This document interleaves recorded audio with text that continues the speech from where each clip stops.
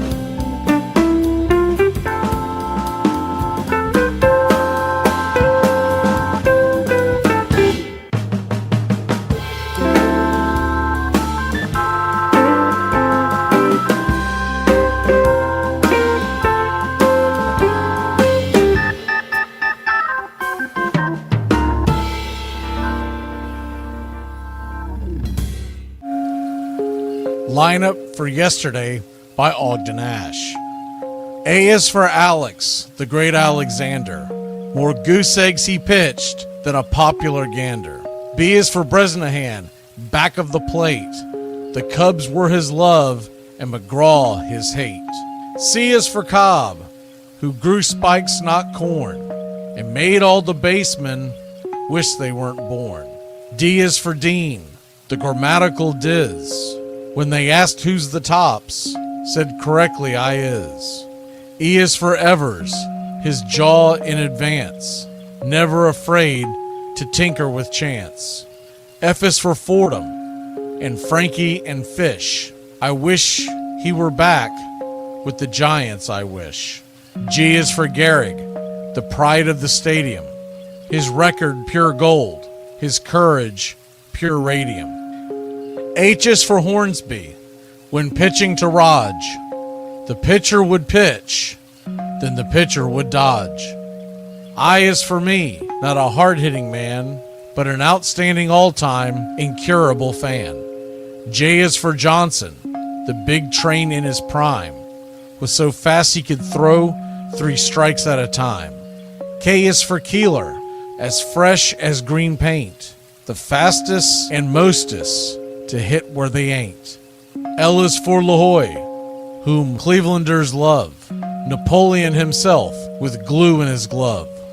M is for Matty, who carried a charm in the form of an extra brain in his arm. N is for Newsom, Bobo's favorite Ken.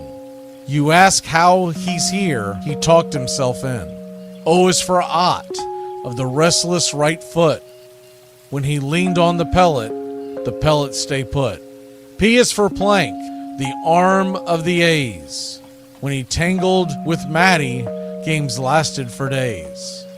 Q is for Don Quixote, Cornelius Mack. Neither Yankees nor years can halt his attack. R is for Ruth, to tell you the truth. There's no more to be said, just R is for Ruth. S is for Speaker, swift center field tender. When the ball saw him coming, it yelled, I surrender.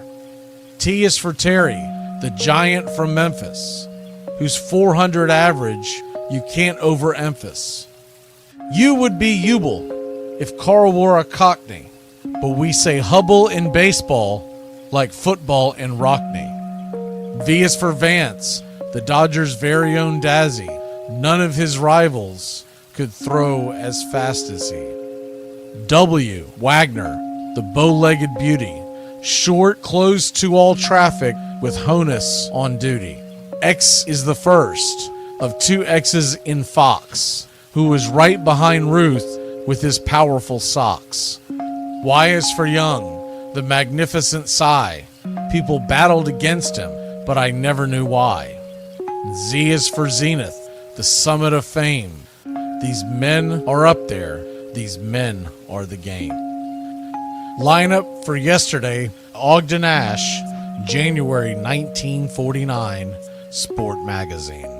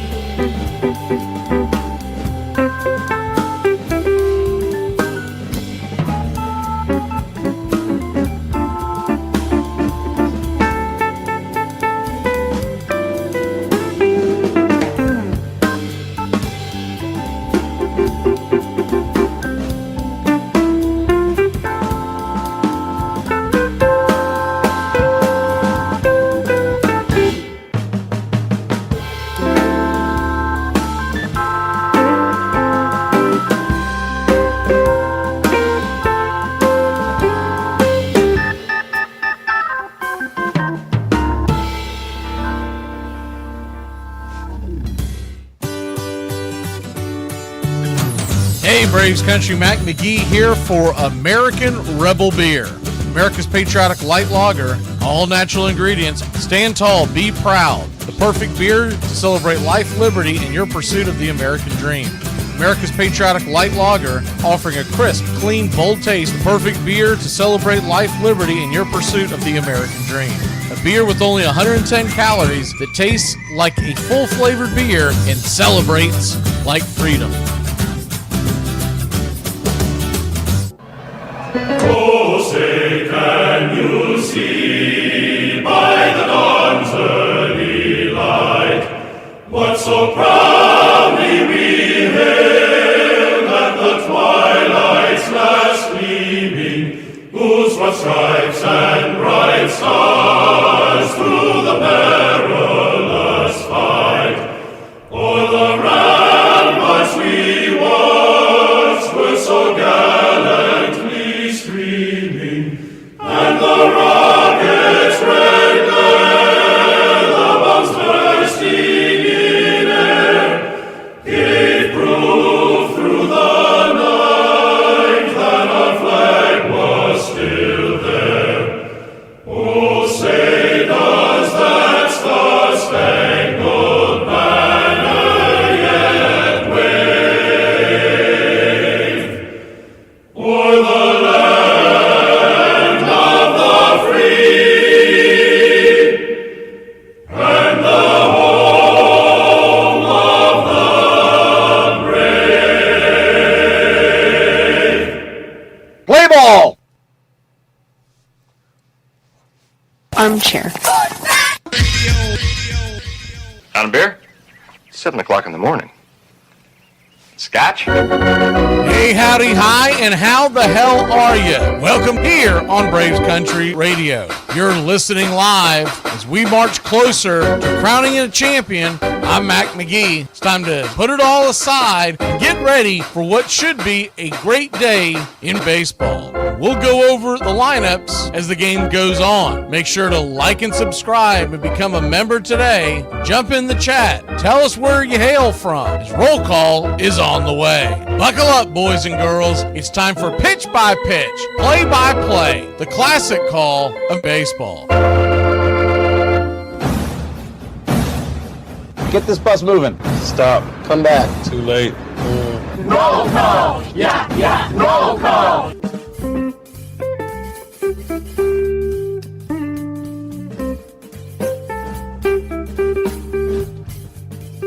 Good evening, ladies and gentlemen. Are we ready for some baseball?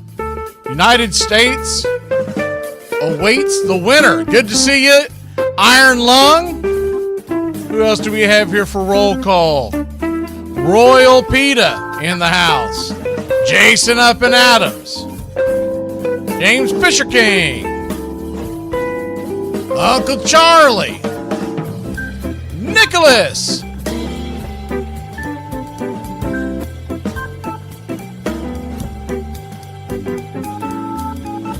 JC, good to see you. Braden.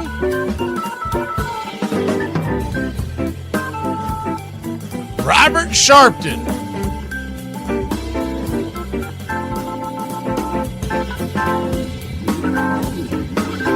Also in here tonight, welcome back, Miss Carrie. Good to see you. We got your Reds on opening day, by the way, if you haven't seen that. Reds and Red Sox right here on the BCR on opening day. Justin Kaufman, Copper Cat.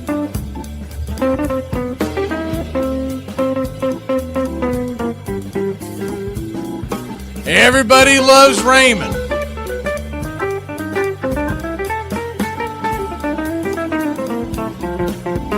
K152, the Mets fan from across the pond.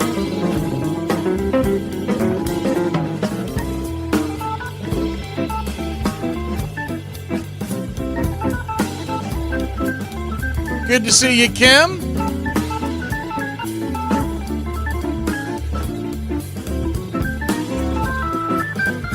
We're just about set for pitch by pitch, play by play, the classic call, radio baseball. I don't know if y'all saw it or not, but the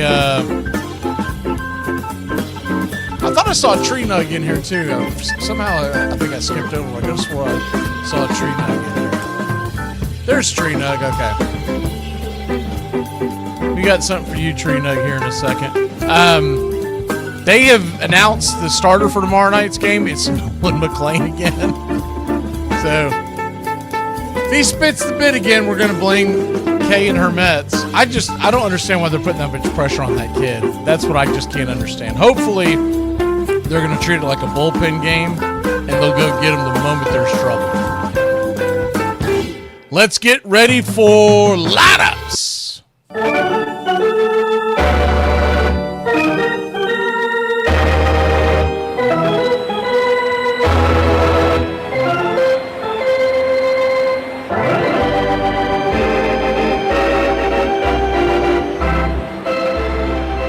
Before we hit the lineups, happy birthday, Tree Nug.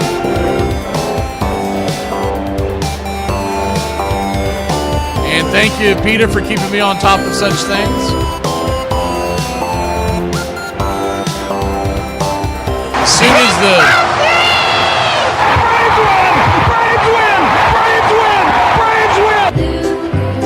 soon as the game starts, we will clear the screen for anybody who's new.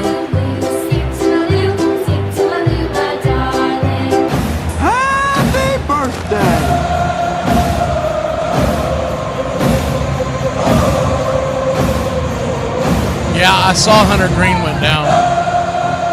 You forget, Kerry, I play a ton of fantasy baseball, so that's a landmine I've been trying to avoid on our year-long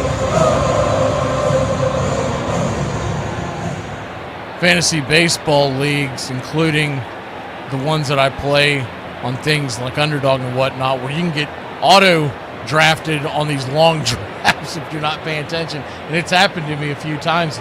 I got way too many shares of him and Jerks and Profar, because they'll auto pick the hell out of you, and you're like, oh man, didn't even. Speaking of that, I'm on the clock right now, and Profar's the next one on the list. Let me take care of that nonsense real quick. All right. Okay. Yes, Bahama Llamas, we do fantasy baseball. We've got a free league. If you want to, join the free league, Bahama Llamas, get me your email, and we've got a spot left open. It's a free league here for the radio station. We just have fun with it all year long. Put your name on a big trophy. It's a trophy that we keep here. That's like a Stanley Cup type of thing. Leading off and playing shortstop for Team Italy is Antanashi, batting second. Playing second is Birdie, batting third. In center field for Team Italy, it's Marcy. Vinny Pasquantino is batting cleanup. We're just about set, so we'll go ahead and clear the screen. And yes, sir, it is baseball time in Miami in the World Baseball Classic.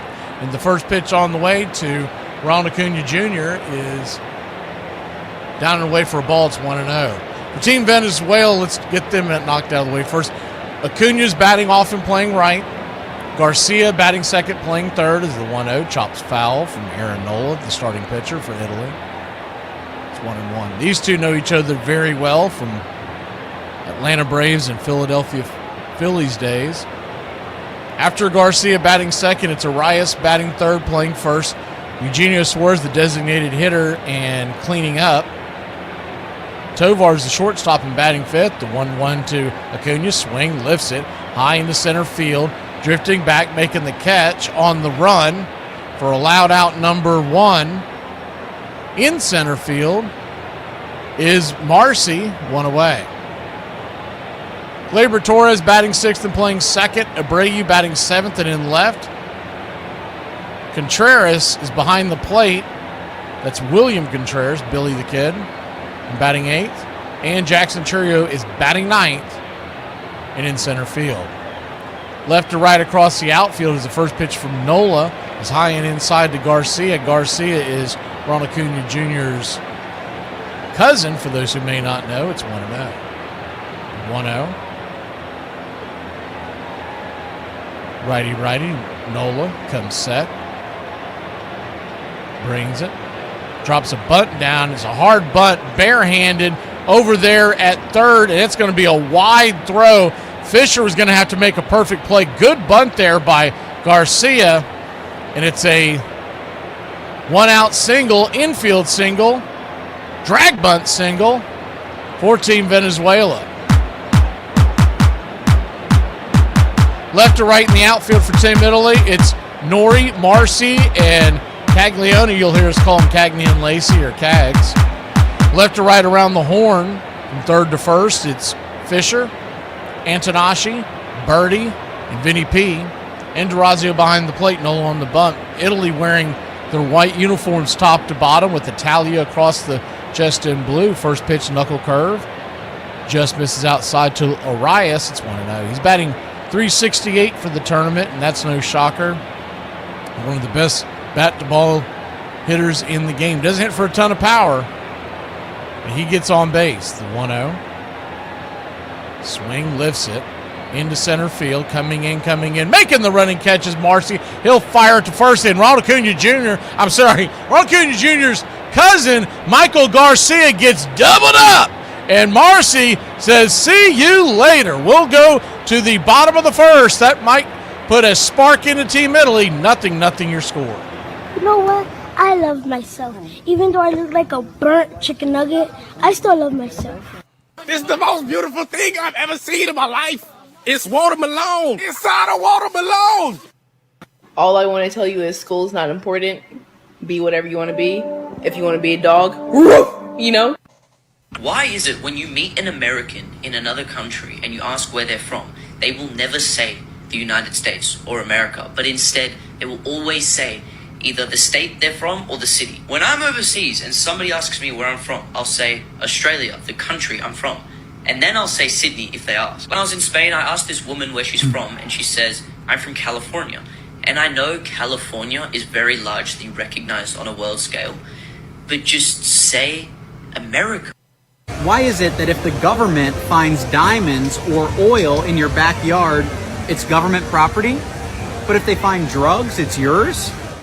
It never affected me and Hal's friendship. I always considered him one of the closest teammates, but winning your first batting championship, and then there's a little bit of controversy, it took a little fun out of it. Here we are, we're supposed to be celebrating, let's go to the playoffs, and it was a little tense there. But then it smoothed over real quickly, and it was forgotten. Now let's meet the starting lineup. Here's the man who guided the Yankees to their first postseason play in 12 years, the Yankee manager, Billy Martin. I had said something before the playoffs. I'm 23 years old, and they said, hey, first playoff playing the Yankees. I said, yeah, I'd really like to beat them because they traded my brother. That's all it was. And then Billy's in the dugout. Your brother was horse shit. That's why we traded him. You. Stuff like that. You know, Billy being Billy. And I'm going, what's wrong with this dude? Bueno, do you know Jesus? My cousin Jesus? No. Did you get deported? Are you with immigration?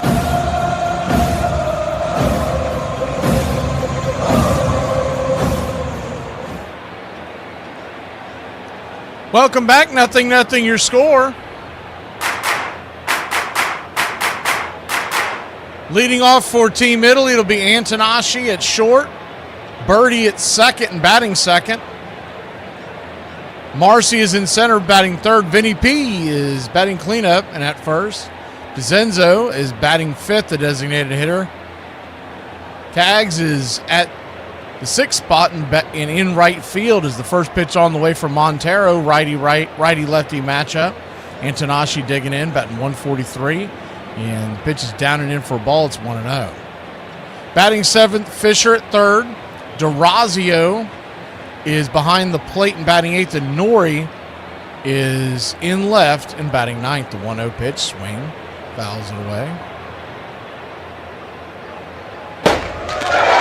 Thank you, Iron Lung and Jason Up and Adams. Jason Up and Adams adding 5 more people to the country club. Is the 1-1 pitch outside wide. 2-1. So a 2-1 count. 0-0 your score. just getting going here. As the 2-1. Swing, slices it foul, 2-2.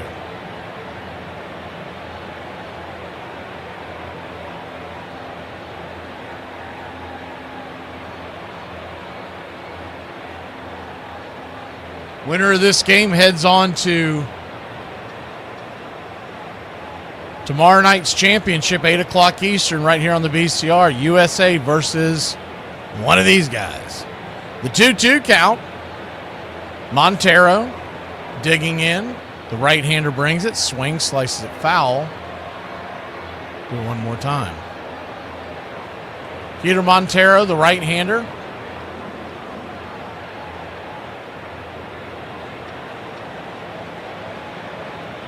Detroit Tigers product.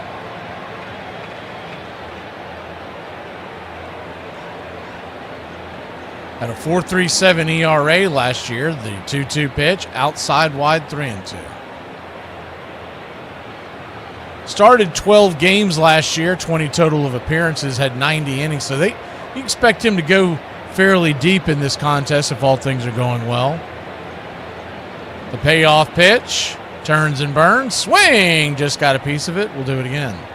In the outfield, 14 Venezuela, it's Abreu, Jackson Cheerio, and Ronald Acuna Jr. going left to right. Around the horn, left to right from third to first, it's Michael Garcia, Tovar, Gleyber Torres, and Luis Arias. The payoff pitch. Caught looking strike 3 right there at the knees, one away. Billy the Kid's behind the plate, William Contreras of the Milwaukee Brewers, former Atlanta Brave. And, of course, Montero's on the hill. A lot of stuff was made about that last called strike last night. I'm sure most of y'all followed that. That ended the Dominican Republic's run as the first pitch on the way. Is it P at the knees, sinker, it's 0-1. It had been called a ball. They would have had runners on the corners and 2 outs, and Fernando Tatis coming to the plate as he go 1 outside wide, 1-1. Just remind folks, Tatis, his at bat before that, he struck out swinging at 3 really bad pitches that were well out of the zone. So I'm not convinced he would have gotten a hit off of Mason Miller. The 1-1 inside, 2-1. Would have been fun to see, though, because they are teammates nowadays.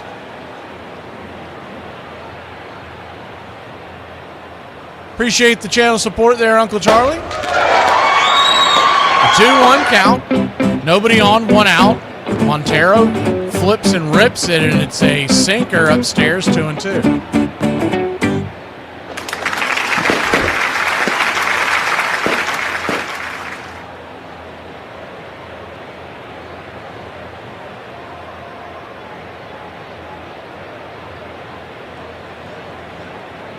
The 2-2.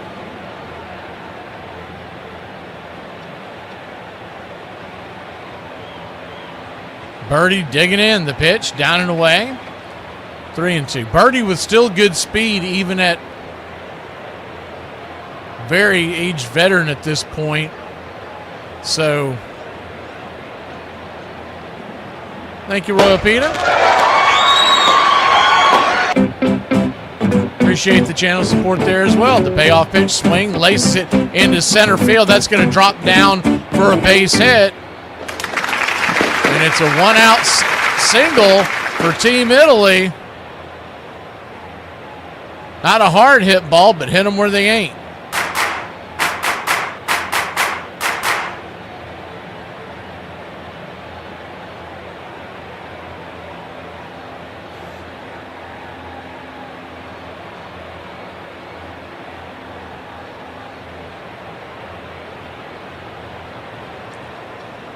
Jacob Marcy, the batter, Miami Marlin. First pitch swinging, chops it up the middle. This should end the inning. It will. It's a 6-3 putout. Bat there by Marcy. He was on the shift, and he just knocked it right into the teeth of the defense. We'll be back in a flash. 0-0 your score. Top of the second we go. Suarez leads us off when we return.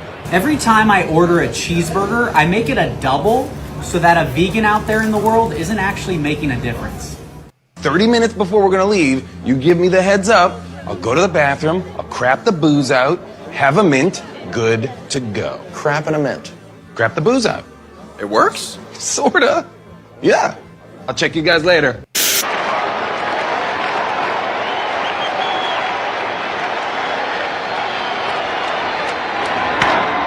Popped up into short right, foul ball. Bensinger wants it.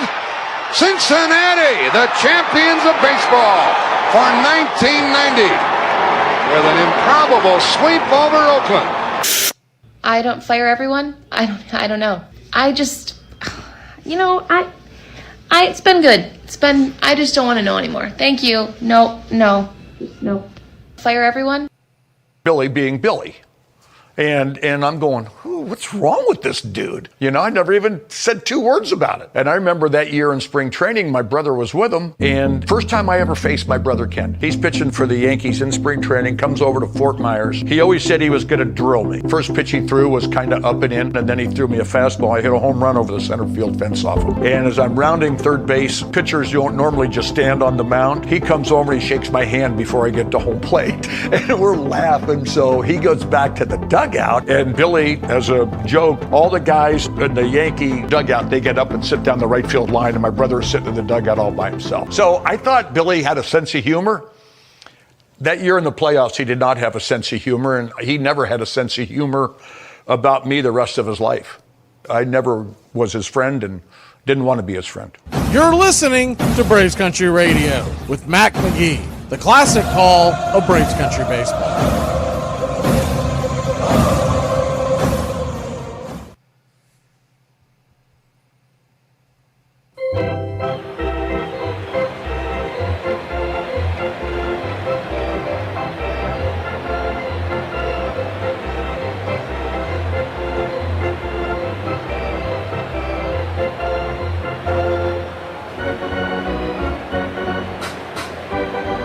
Welcome back. Eugenio Suarez back to the Cincinnati Reds this year. Takes the first pitch, knuckle curve right to the knees for a strike on the outer edge. It's 0-1. The 0-1. Righty. Nola. Bringing it. Swing. Fouls it away. 94 miles an hour. It's 0-2.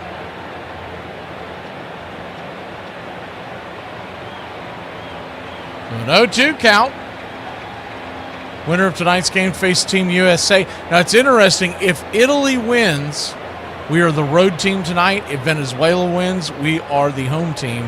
They had to do a coin flip for that before tonight's game. The 0-2 pitch, check swing. Did not go around. 1-2. Italy gets it on the tiebreaker. Venezuela and the U.S. would have had the same record, and so they went to a coin flip, so the Team USA would be the home team, which we haven't been the home team for several games now. Is it 1-2? Chops it. Down the third base line, we'll do it again. I used to always feel like you always wanted to be the home team in one of these types of tournaments where there's not really a home field advantage. I've kind of changed my mind on that. I don't think it realistically matters. And sometimes it's better to be the away team. You can jump on top early. First pitch is a sinker off that 1-2, and it misses well outside 2-2. Don't know how long Aaron Nola can go here. They talked about it earlier today. It doesn't look like David Bednar would be available tomorrow as the 2-2 banks it down the line foul. If he is, it wouldn't be for very long. Everybody believes that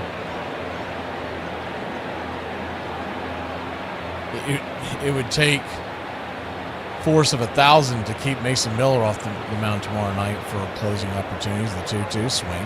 Fouls it away. We'll do it one more time.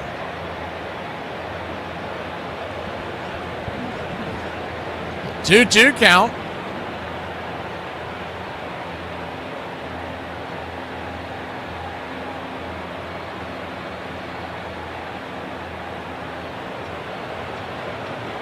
Suarez. Whoa. Asked for timeout and didn't get it, and he'll chop it foul, and he'll just stay alive. Suarez was trying to get last minute on the timeout called, but he did wait till the very last minute, and home plate umpire told him it was too late. Nola had already began his motion.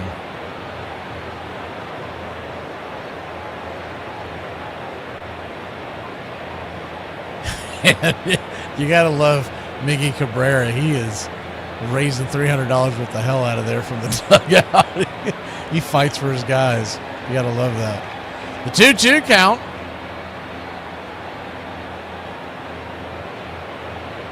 Brings it down below the knees, 3-2. Salvador Perez was also voicing his displeasure with it.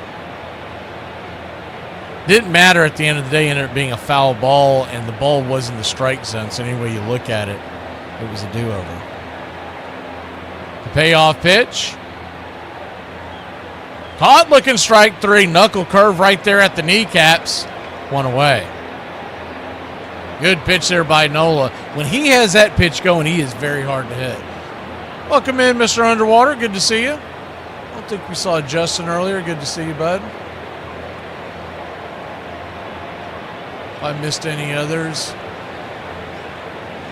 jump into the chat.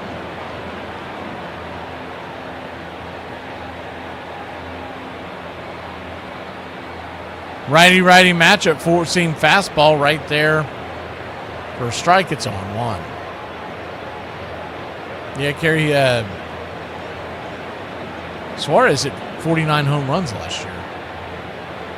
Didn't hit many when he got to Seattle, and that's had a lot to do with why he ended up on the free agent market as the 0-1, high and out of the zone, 1-1. Wasn't a ton of interest from people that needed that position like Seattle because he did much better in a hitter's park in Arizona.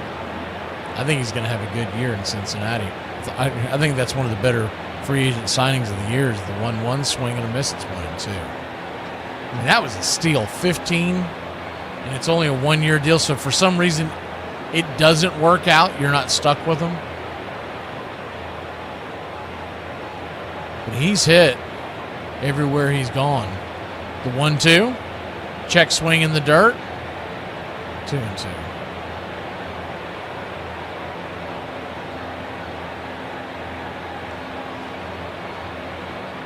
Two-two count.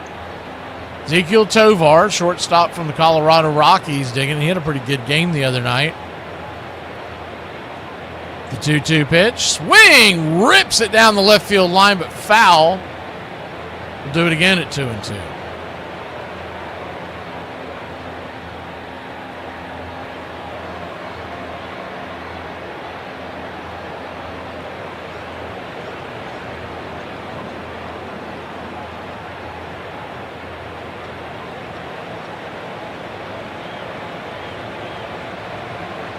The 2-2 offering, swing, slaps it back foul, 94-mile-an-hour fastball, just got a piece to stay alive.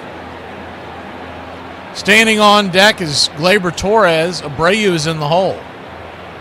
Italy, nothing. Venezuela, nothing. You're listening to Braves Country Radio here on youtube.com/@BravesCountry if you're riding down the road and want to join in the fun.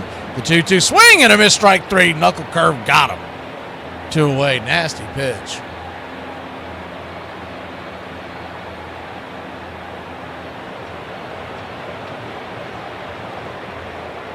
Two up, 2 down here in the top of the second.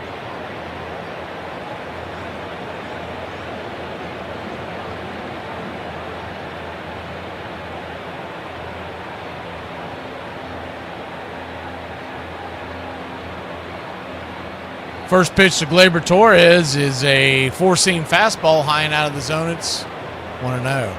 Good to see you, Jameson Taylor. The 1-0.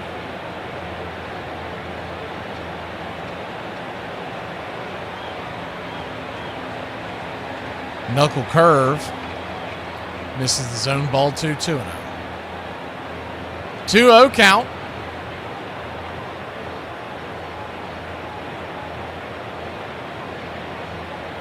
Yeah, so I would expect a little more scoring, but I do think it's going to be a fun seesaw game as the 2-0. Four-seam fastball hits high and out of the zone, 3-0. You know, last night's game, it really is remarkable. I don't think you play that game 10 more times and get a low score like that. Those two offenses, and then you had the bullpens involved very early as the 3-0, right there for a strike 3-1. It's not as easy as people might think to go to your bullpen and just have them shut them down. All it takes is one guy to come out and unravel, and the whole thing falls apart. The 3-1, swing, chops it, down the third base line, rolling foul, 2 down.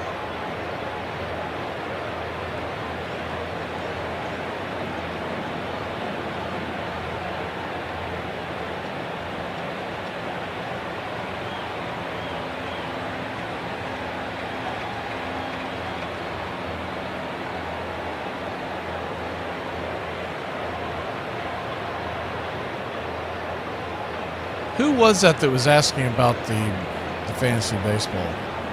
He had 100 things going on at once when that happened. No, it was early in the salutations.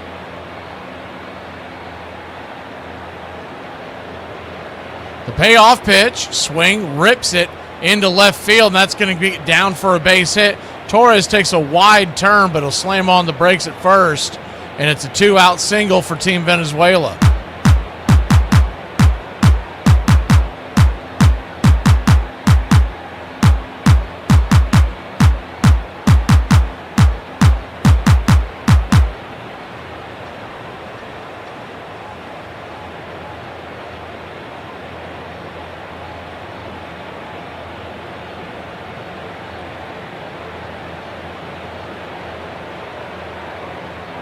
Righty-lefty now.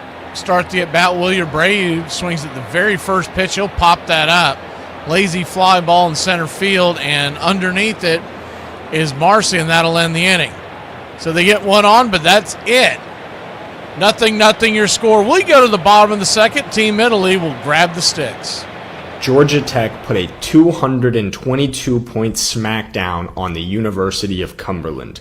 But I don't think the full story of the game gets told nearly enough. And that starts with this man named John Heisman. And you might be familiar with that name. They named a pretty big award after him. But at the time, Heisman was coaching baseball and football at Georgia Tech. Heisman was nothing if not a very proud man, and so when Cumberland University put a 22-0 smackdown on his baseball team in the spring, he put his eyes on the fall football date for some revenge. Cumberland disbanded their football team heading into the 1916 season, but he realized that he could fine them $3,000 if they refused to play the game that they had originally agreed to. This is 1916, and that's equivalent to about $84,000 today. Enter George E. Allen, who would later go on to become a pretty notable career politician, but at the time was the captain of Cumberland's baseball team. The university tasked him with getting together some of his fraternity brothers and law school students and making a football team. So George E. Allen and Cumberland show up for this game, and it's worth remembering that football isn't the prominent sport it is today at this time. Most of these guys have never played before and aren't even familiar with the rules of the game. But that was just music to the ears of John Heisman, who proceeded to unleash one of the most vicious rushing attacks you will ever hear about in your life. 26 attempts for 922 yards. 17 of those 26 attempts, that's 65%, were house calls. Georgia Tech didn't throw the ball a single time. They didn't need to. They were averaging 35 yards per carry. On the flip side, Cumberland carried 27 times for negative 42 yards with 9 fumbles. They attempted 18 passes, of which 2 were completed, unless you count the 6 that were completed to Georgia Tech, and they gained 14 yards. 6 of their plays gained positive yardage. They never played Georgia Tech in an athletic event again.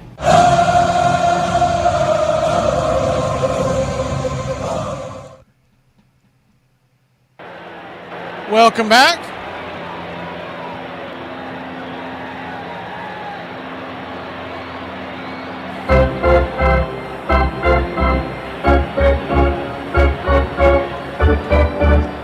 Nothing your score. Team Italy send Vinny Pascantino to the plate. Vinny P., DeCenzo, the designated hitter, and Cags, the 4, 5, 6 batters. First pitch is outside wide from Montero. It's 1-0.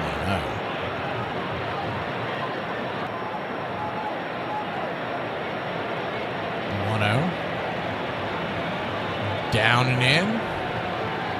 2-0. Okay. I just saw him asking about it, so we got our draft. Is it? I guess it's a week from tomorrow. The 2-0 count. Vinny P.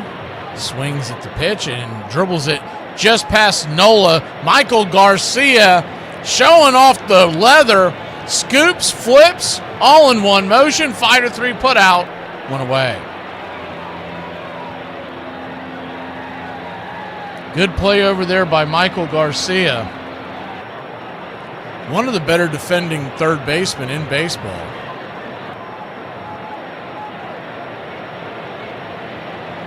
Won the Gold Glove there in the American League in 2025. DeCenzo, the designated hitter, swings at the first pitch he sees, and he slaps that into center field, and that's down for a base hit. And it's a one-out single for Team Italy.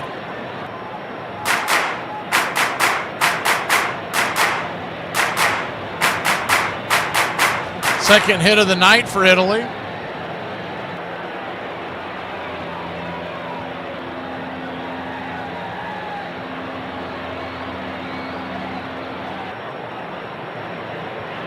Jack Caglione now the batter. First pitch on the way is a sinker. Misses for a ball. It's 1-0. The 1-0.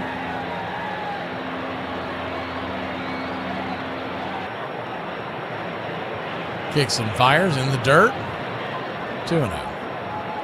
Atlanta Braves beat the Rays today in spring training ball 11-2. Tomorrow on St. Patrick's Day, we're doing a doubleheader here on the BCR. So if you're stuck at work in a cubicle, grab yourself a earbud and look busy, and you can tune into the game. Braves and Red Sox, our annual traditional St. Patty's Day game, is the 2-0 outside wide 3-0. Come on the air at 1 o'clock.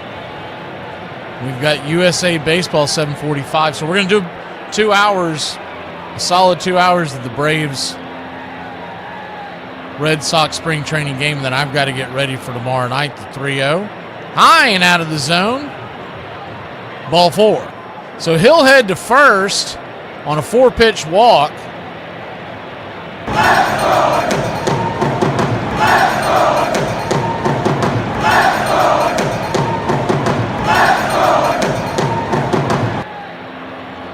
First and second, 1 out.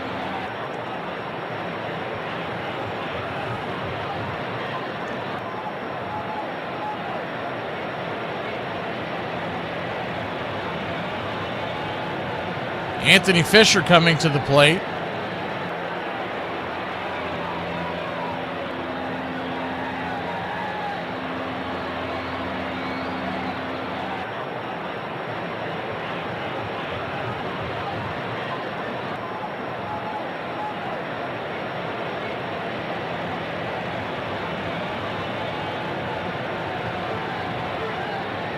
Montero goes back to work. His 24th pitch of the night, fires a four-seam fastball inside for a strike. It's 0-1. They do have a left-hander. Looks like it's Sanchez warming up in the bullpen. And, of course, once again, these games, the rest of the way, they're being treated, rightfully so, like a Game 7 as the 0-1. Down and in. Does it go around? It does not. 1-0. I wish I would have gotten the clip. I heard it way too late to be able to grab the audio and play it for you. But evidently,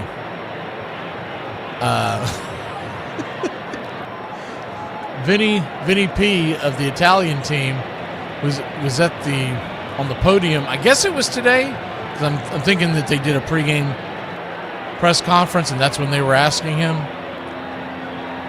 As the 1-1 to Fisher. Montero looks back the runner at second. The pitch is changeup, misses outside wide, 2-1. and he was saying how cool it was that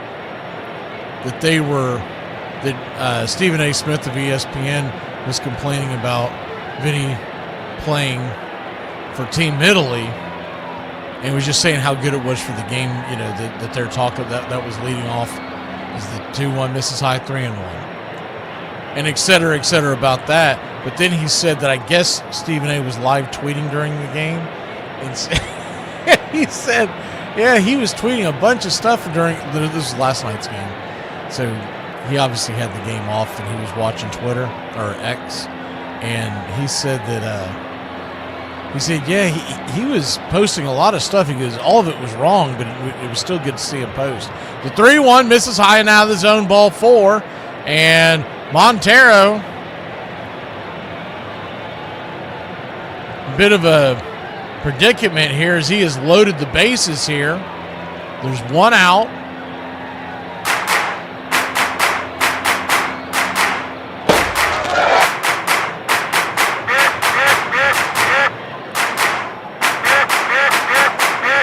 Ducks all over the pond. And they're going to have a quick mound visit.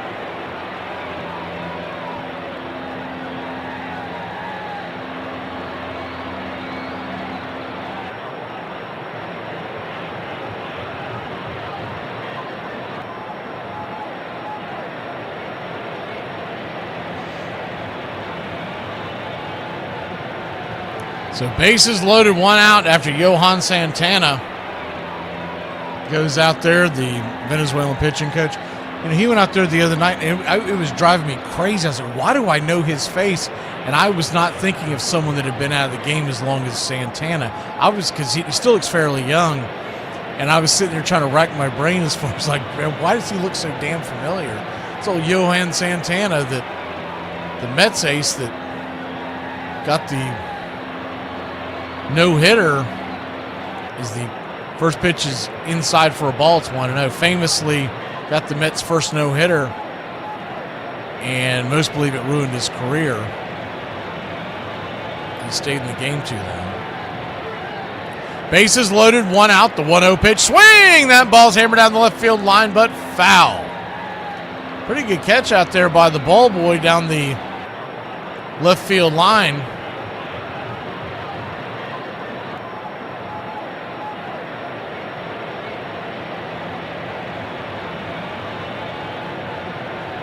The hitting coaches are, we've already talked about Miguel Cabrera, but Carlos Mendez, and the manager is Omar Lopez, the 1-1 inside. 2-1. 2-1 count.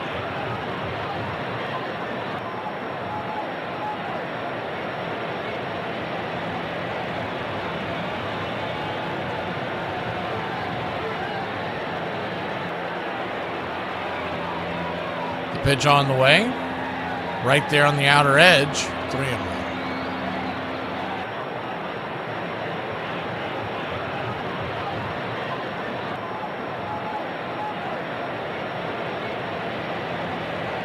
Excuse me, 2-2, the call was strike. So 2-2.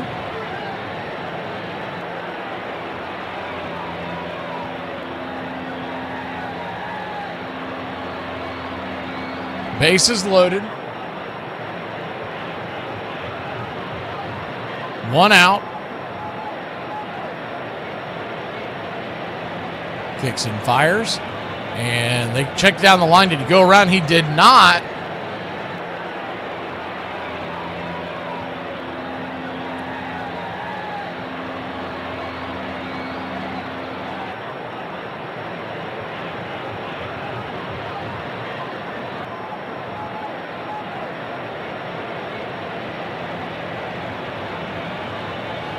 Payoff pitch. That pitch will miss, and that's going to be ball 4, and he'll head on down to first, and that'll cross the first run of the game. It's 1-0 Italy. You got to figure, yep, here he comes. That's it. Montero just lost the control of the zone. That pitch was well outside, down and away. And we'll head to break when we return. 1-0 Italy. They'll go to the pen. I believe it's the southpaw coming, but we'll have to check when we return. You know how it works, right? You get the good-looking one, you get the friend, and I take the fat one. Would you punch me in the face for $1 billion? I punch you in the face for $40. $1 billion? $1 billion. I would hit you with a snow shovel in front of your mom. For $1 billion? $1 billion. I don't even care if I have to pay taxes on it. What is your number one takeaway from this team? Sucks. I'm telling you, they stink. Foul on number 99 of the defense. After he tackled the quarterback, he's giving them business down there at the 15-yard penalty. Some sunshine, 60, Thursday partly sunny skies, and 57. And to another woman who likes to be double-fisted in a different way, I think, Jess. She means beer. She means beer. Guys, she means beer. Don't put me on YouTube. My God. So emotions were high as the Royals' first ever postseason began, and the series would match the intensity, with the teams trading wins over the first 4 games, which set up a deciding Game 5 in New York. I had a feeling that George was going to do something dramatic. It didn't take a genius to figure that out because he did a lot of very dramatic things. In the top of the 8th, the Royals would be trailing by 3 runs when Brett got his chance to do something dramatic, stepping to the plate with 2 runners on against lefty Grant Jackson. Charlie Loud, my hitting coach, he kind of, come here, I want to talk to you. Standing on the on-deck circle, I go over to the dugout, and he says, this guy really has a tough time getting the ball away from left-handers. Move off the plate another inch or 2 and just react. I talked to George yesterday, and he said he doesn't try to go for home runs unless the situation warrants it. He represents a tying run. High drive, hit to right field. It's gone. There it is. The ball game is tied. And you can hear the quiet of this crowd.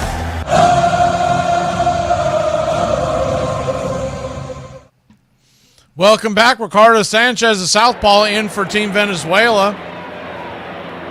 Bases are loaded. Nori, the batter, first pitch on the way is a sinker outside the zone. Well off the plate, Dante Nori. He's batting .716 in the WBC.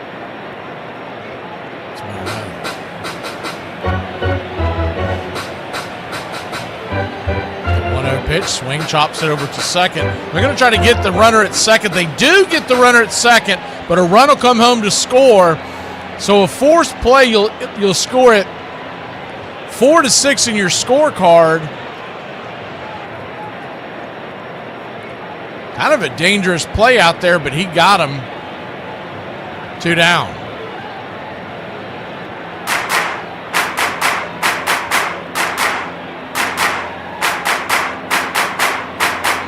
Almost every coach is going to tell the second baseman there to take the easy out at first. It's Antanashi, the batter. First pitch, lefty-lefty, right there. 93 on the outer track. It's 0-1. If he doesn't make that play perfectly and throws it wide or whatnot, then you've really got a mess. And you know the run's going to score anyways, and you're going to get to 2 outs if you just flip it to first. But is the 0-1 down and away 1-1? You do gain the fact that a single by Antanashi now, just a regular single, would probably only score 1 as opposed to 2. But is that risk worth the reward? The 1-1, check swing, peppers it towards the third base dugout.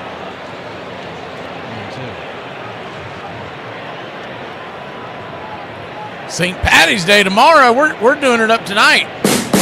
What's for dinner?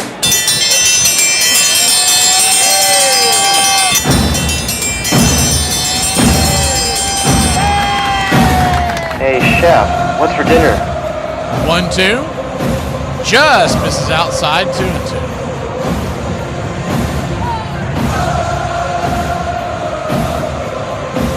We're doing a little corned beef and cabbage and mashed potatoes that me and my wife put together. We're going to take the leftovers and make Reubens tomorrow.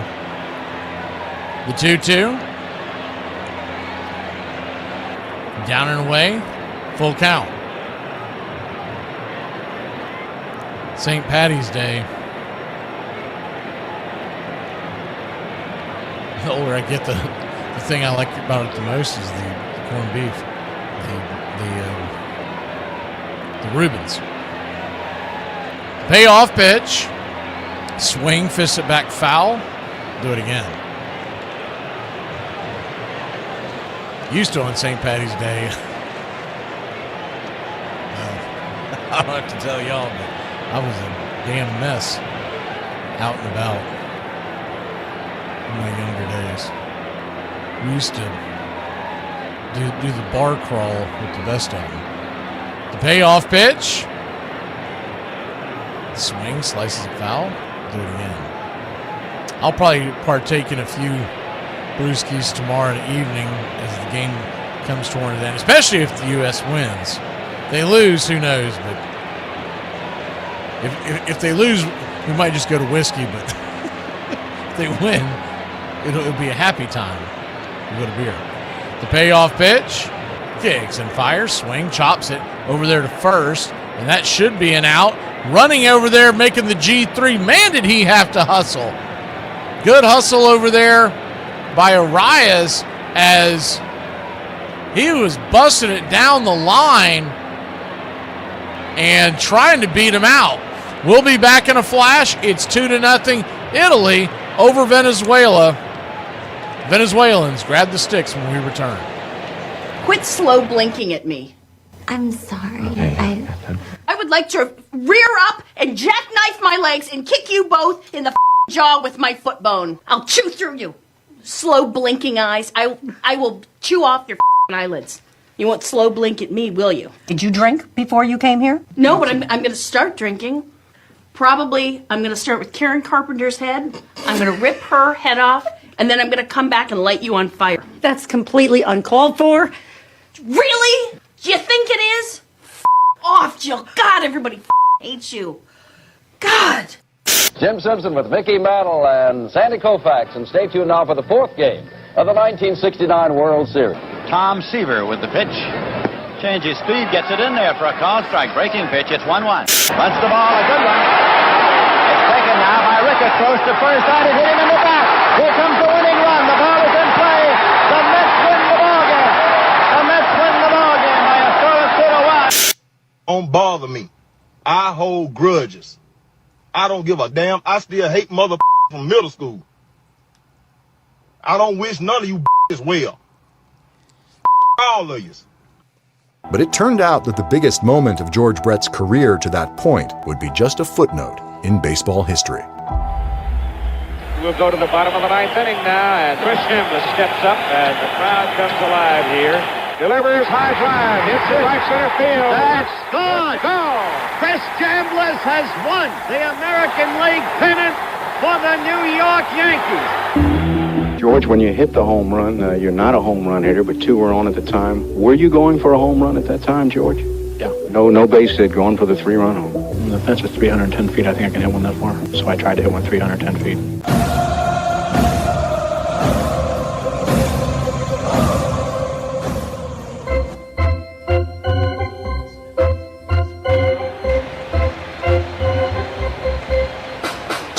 2-0 your score. We head to the top of the third. No runs, 2 hits, no errors for Team Venezuela. Team Italy, 2 runs, 2 hits, no errors. I think the line eventually came down, but I was surprised by the line out west as the first pitch on the way is outside wide for Baltimore. Team Italy, and though it was on the negative side, they were getting 3.5 runs. The over-under was 10.5. 1-0. Misses wide. Ball 2-2. The over-under, I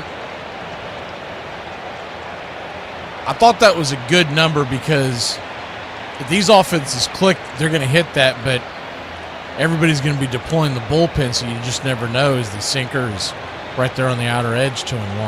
But 3.5 spread, they're just still not convinced that Italy's any good. 2-1 count.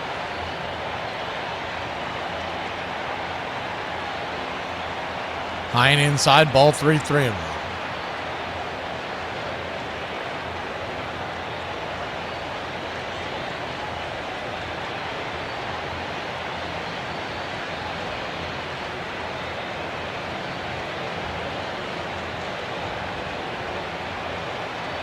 The 3-1 pitch.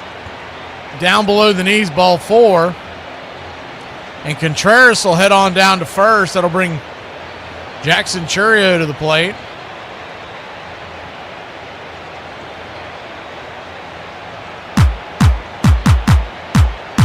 Ronald Acuna Jr. moves to the on-deck circle.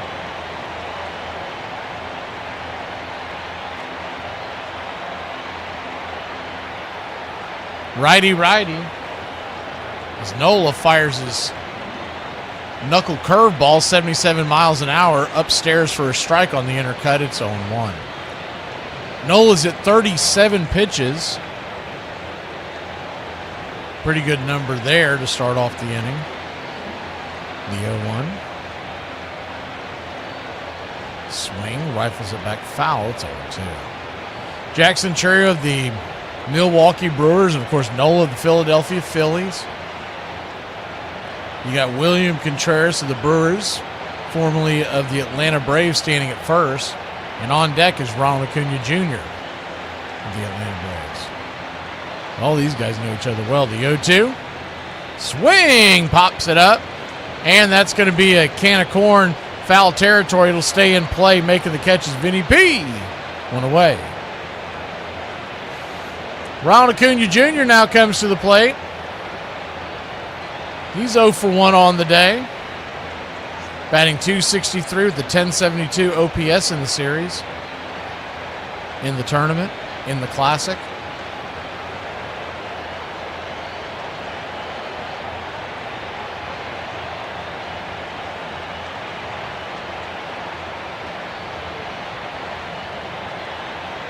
First pitch is inside, knuckle curve. Called for a ball, it's 1-0. 1-0.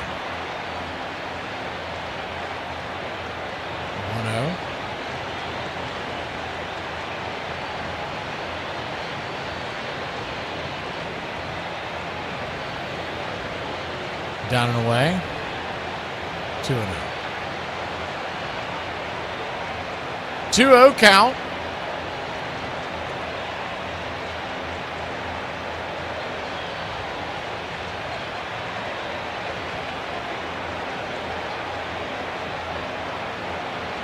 Brings it inside. Knuckle curve. Ball 3-3-0. So Acuna be sitting dead red here.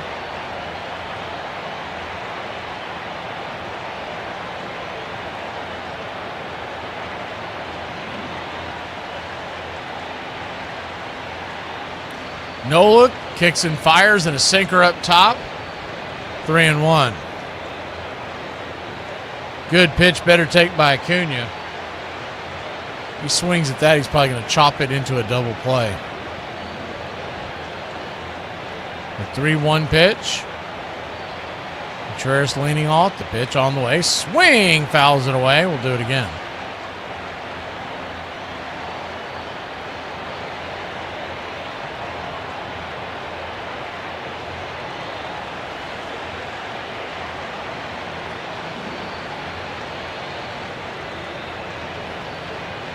Full count.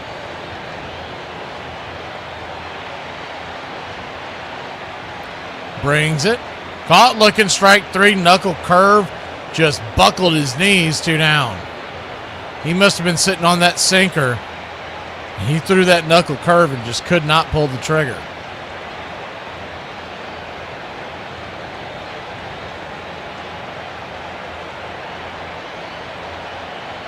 In case you're just joining us, if the USA plays Venezuela, we are the home team. If we play Italy, we're the road team. Regardless, it's 8 o'clock tomorrow night. Right here on the BCRs, the first pitch on the way is a knuckle curve down and away. It's 1-0.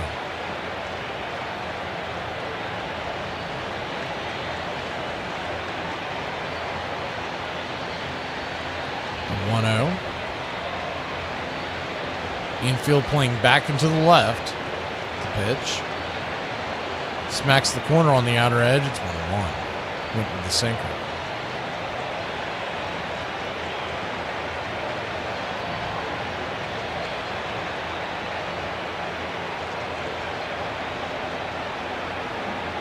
The 1-1 pitch.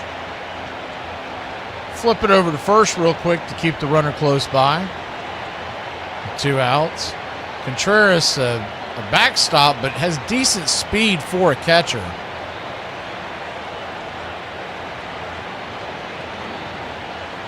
1-1 count. Garcia, who's 1 for 1 on the day with the infield single. Nola flips it up there, swing, and that'll get rifled towards shortstop, and it'll be a 6-4 put out to end the inning. Venezuela gets it 1 on, but that's nothing doing. We go to the bottom of the third. It's 2-0. Italia. All right, we'll go to the bottom of the 9th inning now, and Mark Littell is on the mound. It'll be Chambliss, Sandy Alomar, and Greg Nettles. This game is for the American League Championship. Chambliss is so hot he's got his shirt unbuttoned. He's in heat. Mark Littell delivers high drive, hits it right center field. That's gone. It is gone. Chris Chambliss has won the American League pennant for the New York Yankees. A thrilling, dramatic game with overtones of that great 6th game in the World Series a year ago, and then the 7th game too.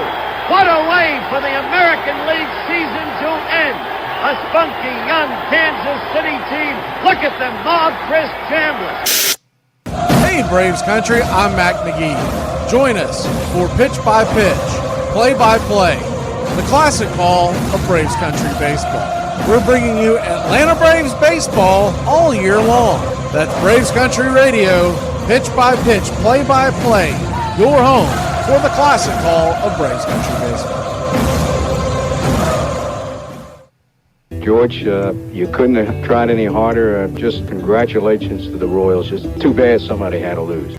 I came up number 25, and I think it was after my first full season. Al Zeke, our equipment manager, called me and he said, "We just traded Richie Scheinblum. I want you to wear number 5. And I go, "Al, I don't give a crap what number I am." He says, "No, I think you're going to be a pretty good third baseman. I know you like Brooks Robinson. You play number 5. That's the number of their position. I think it would be great." I said, "Fine, give me number 5. Now number 5's up above the scoreboard, so it's pretty cool.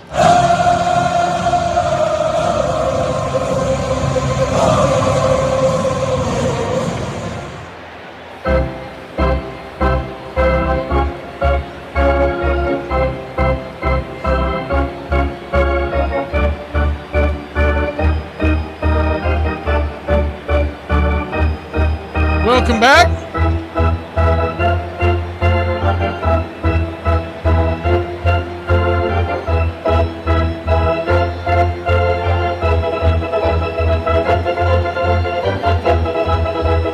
Francisco Cervelli and his team Italy lead it 2-0. The first pitch on the way from Venezuela. Southpaw Sanchez is back at it. It's 1-0. The 1-0. Swing. Dribbles it over towards short. That's going to be a 6-3 put out and away.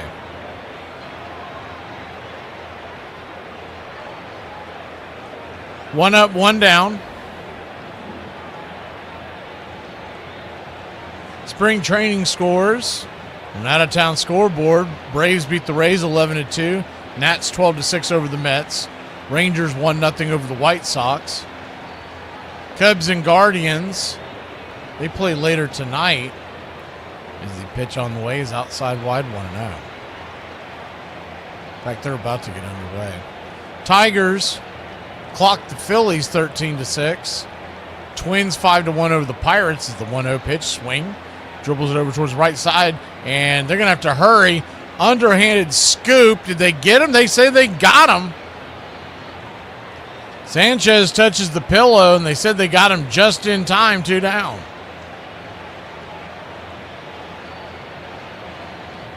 I think a piece of the bat came off. Man, that is extremely close. Taking another look at it, the side view. Yeah, he just got there. Wow. And he had to barehand that sucker because the throw was wide of where his glove would have been. He would have never made the play. Good play by Sanchez all in all. First pitch to Vinny P is outside wide for a ball. It's 1-0. Remember, Arias is not a first baseman by trade. He's only been playing over there about a year or so.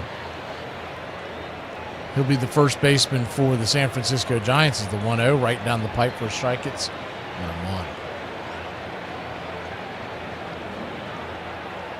1-1. 1-1 count.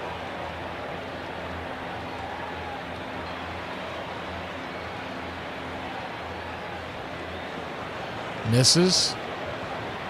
2-1.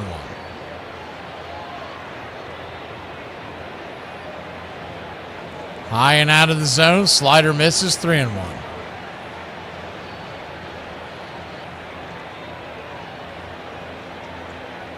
Three-one count.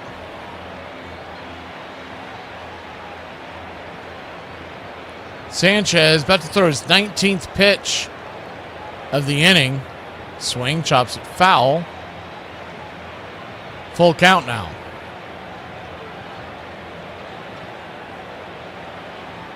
They picked one of the fattest guys in the audience and then show pasta consumption by countries. Italy is ranked first, then Venezuela is ranked third. The 3-2. Misses outside wide, ball 4. I think they said Tunisia was second. It was only up there for a second. I'm not 100% sure.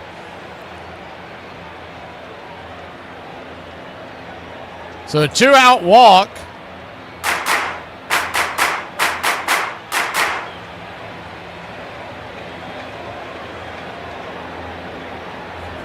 JC, we were joking, but I thought it was a funny joke, but I guess it was too off the nose. Is the first pitch on the way is upstairs for a strike. It's 0-1. Zach DeCenzo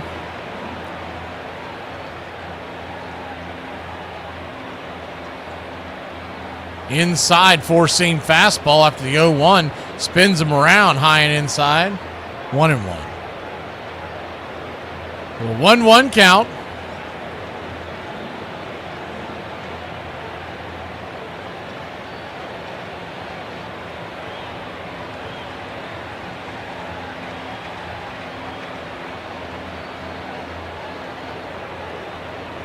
Kicks and fires, swing, rolls it down the first base line. That should be an easy play. Arias gets it, and he will tag DeCenzo coming up the line.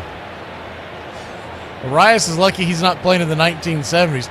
Pete Rose would have trucked him coming down the line. We'll be back in a flash. 2 hurricanes in 1 week. This could have all been prevented if we had switched to paper straws. You're gonna leave me here? We cannot have you around us screwing things up. You are always stopping by unannounced. So what? You're my mother. It's only common courtesy you should call first. All right, I'll call you next time. Nope, you're gonna call this time. What? We're gonna practice. Get out your phone. Practice? I don't need to practice. Call me. Oh, I'm talking to you right here. This is ridiculous. I'm gonna show you how this goes. Get out your phone. Oh my God, you're losing it, dude. You are losing it. You gonna answer? Oh, shh, quiet for just a minute. I have a call. Hello? Hey, Mom. I was just wondering if I could stop by. Right now is not really a good time. I'll give you a call later. Why are you like this? Yeah, man, 2 drinks a week. What's that going to do for you? I mean, that doesn't even get you through a day. A reasonable amount. If you're at home, you should be able to have like 4 beer. That's just 2 more. I mean, I'll have 6. Yeah, man, 2. Derek got kicked out. I put your toothbrush in my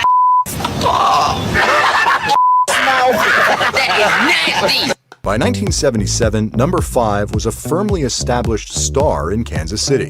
The Royals, one of baseball's best teams, George Brett's popularity had gone national too, and the fit was pretty good. George was larger than life. You know, he was this young bachelor, would see around town, he would be at the bars, he was incredibly charismatic. You know, I'm single and, successful and making good money at the time. And the more famous you are, it just opened a lot of doors. I mean, it was crazy. He was a rock star. He was an absolute rock star. We'd go out every night and have fun like 22, 23-year-old kids would do. That's what we did. I farted in the Apple store today and everybody got...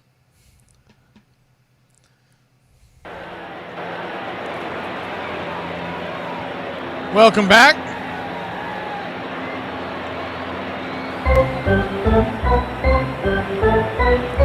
USA awaiting the winner of this game tomorrow night, 8 o'clock Eastern. Will come on the air at 7:45. Pitch-by-pitch, play-by-play, USA versus, right now it would be Team Italy, but still a long way to go in this one. This World Baseball Classic, I'm telling you, this has been just a phenomenal tournament across the board.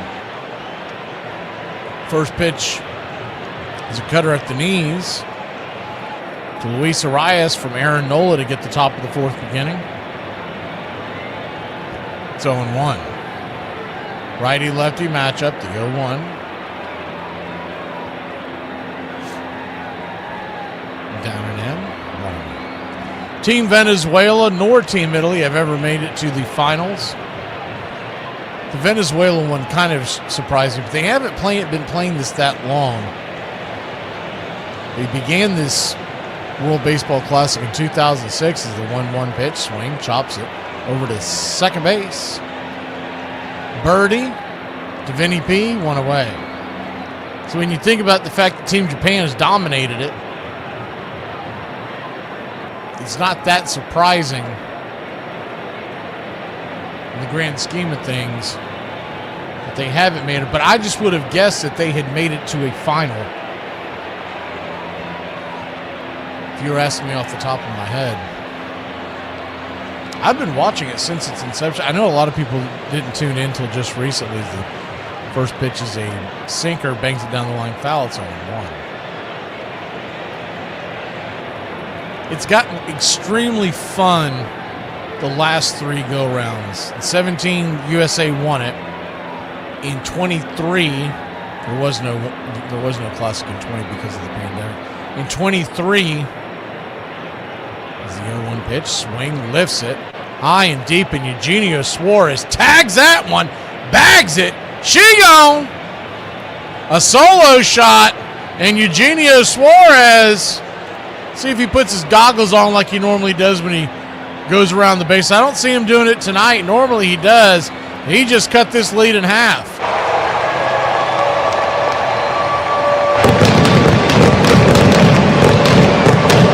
.386 happy feet over the left field wall near the Clevelander. His second home run of the tournament. And it's 2-1.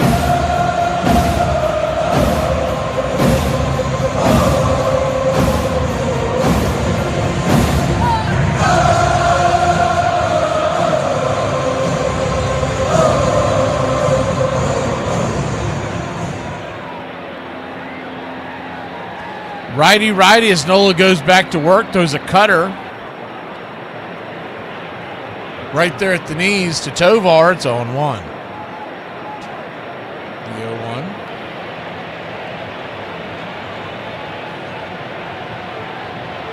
Changeup misses.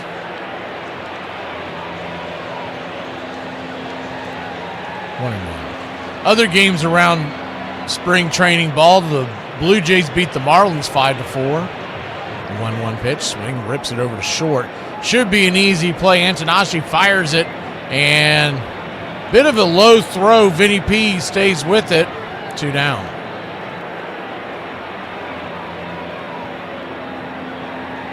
Rangers lead the White Sox 1-0 in the fourth. Cubs and Guardians just getting going 1-0 Cubs in the first. A's blank the Athletics 3-0. Here's another wow, you talk about a football score. 24-9, the Brewers beat the Dodgers. First pitch is a knuckle curve down in it and at the knees. It's 0-1. Gleyber Torres 1-for-1 with the single in the second. Diamondbacks 11-6 over the Reds. That's a final. All the rest are final as well as the 0-1 pitch swing. Hits it into the 5-6 hole. Antonashi fires it to first. It's going to dribble its way there. No chance of getting the runner.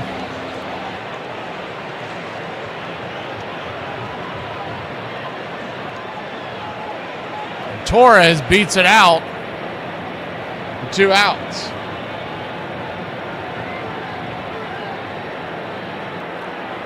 Padres 3-1 over the Giants. Nats beat the Mets 12-6. Red Sox and Orioles were postponed because of rain.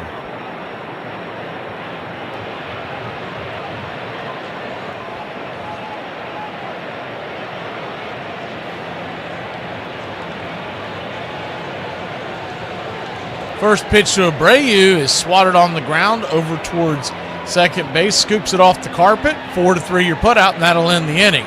So a solo shot puts Venezuela on the board. That's it.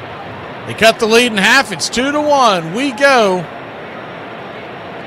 to the bottom of the 4th. I farted in the Apple store today and everybody got real pissed. It's not my fault they don't have windows. Your home plate collision with catcher Ray Fosse. All-Star games are viewed somewhat differently now by players than back then. There just isn't the same competitive spirit today that there once was. But even then, you took some criticism for that hit. But what people may not know, there was no bad blood between you and the catcher. There was no ill will. Listen, I believe you've gone out with him like the night. I could be 100% wrong on this, Graham, but here's my philosophy on that. If you paid to see me play a game, my obligation to you is to do everything within the rules to win the game. And if you don't want to get hurt, don't block the plate. He had the plate blocked. I had to do what I did. I don't care if it's a spring training game or if it's a World Series game or an All-Star game or a regular season game. There was 55,000 people paid big bucks to watch that game. What am I supposed to do, just slide in and say, go ahead and tag me, I'll go the extra innings? Your obligation to the fans is to bust your ass and play as hard as you possibly can. In Game 3 of the 78 ALCS, number 5 would put on a show against Catfish Hunter at Yankee Stadium. That pitch is hit high in the air and deep to right. It is gone in the upper deck for Brett. Brett hits it well again. Rivers turns his back, goes back. It is gone. Brett is 2 for 2. Performance that George put on was, I don't know, maybe he might have been Mr. October that day. He was a bad man. George Brett hits it to right field. Is it 3 in a row? Yes!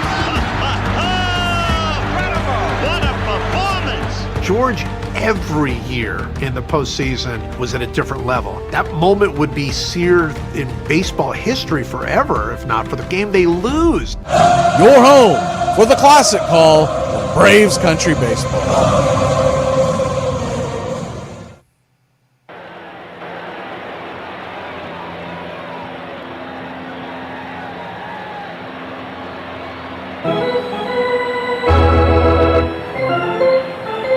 Winder Avila is coming on, the right-hander for Venezuela.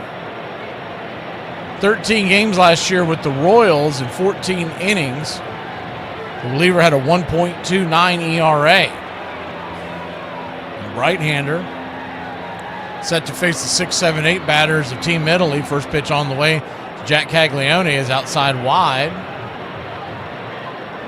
It's 1-0. 1-0, swing and a miss. 97 in on the hands.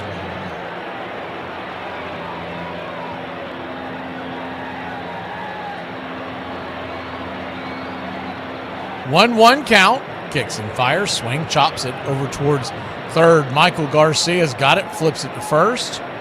Busting down the line was Cags, but Garcia's got a pistol on him. It's 5-3, one away.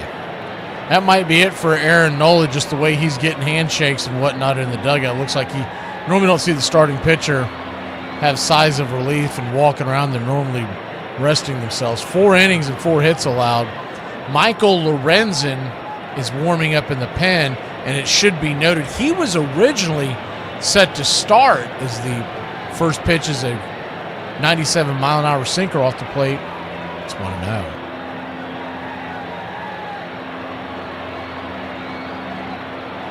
The 1-0.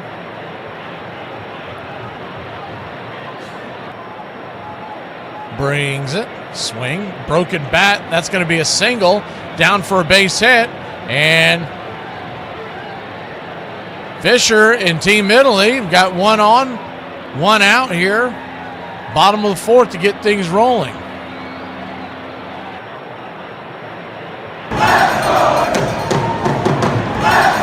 That ball is coming in at 97 miles an hour. Just sawed his bat in half. But he had just enough pop to get it over the shortstop's head. J.J. DeRazio will be the batter. He walked his first time up.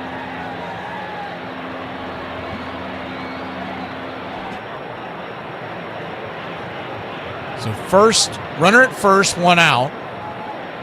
A one-run game, and here's the first pitch. Check swing. Did he go around? He did not.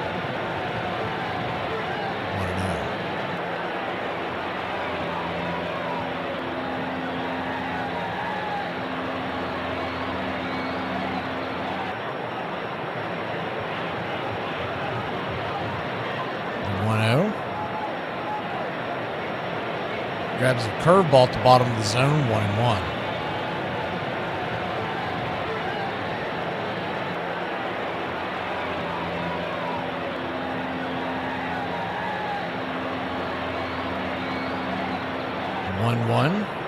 Sinker.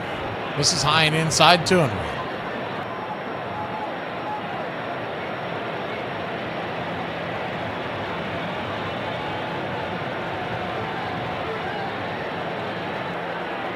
Two-one count. Swing. Bangs it over deep in the hole. It's short. They're going to go over to make a 6-4 put out.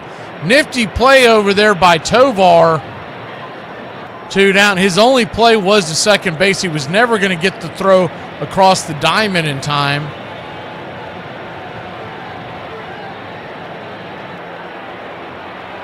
Good lean there by Torres as well. He leaned almost like a first baseman would, extending the glove. That's one of those situations I've always talked about, that so the runner is the first pitch swinging, pops it up high in the sky, F7 in your scorecard. Should be easy. It is. That'll end the inning. But if the runner heading to second just runs through it, he's probably going to be safe. He's going to have to keep running to third, but it's going to catch the third baseman off guard, and he's not covering the bag. We'll be back in a flash here on the BCR 2-1 your score. So we send billions and billions of dollars to foreign countries, but when a disaster happens at home, American citizens get $700? Got it. Hey, do y'all ever notice how much more careful people drive when there's food in the passenger seat than an actual human being sitting in it? Yeah, no, I could probably stop cursing. But the way that my life is set up, you see, my day starts at 4:30 in the morning. That is bull. First thing, 4:30 in the morning? Yes, bull.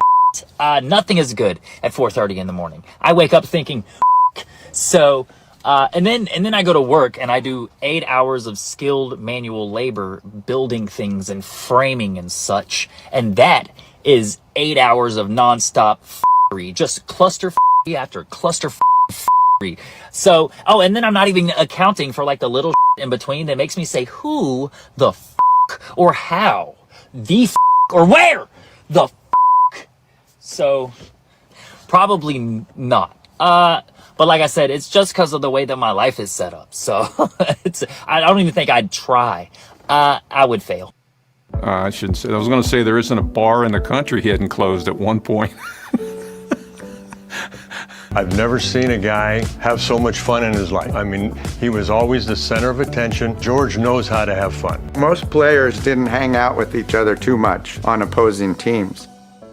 But there was one instance. George and Jamie and I, we were out fairly late. Got back to the hotel, and George couldn't have got more than a couple hours of sleep because he had to get to the airport and go to whatever city they were playing in the next day. And after we played our game that night and got up the next day and looked in the newspaper, George went 4 for 4. He could handle burning the candle on both ends.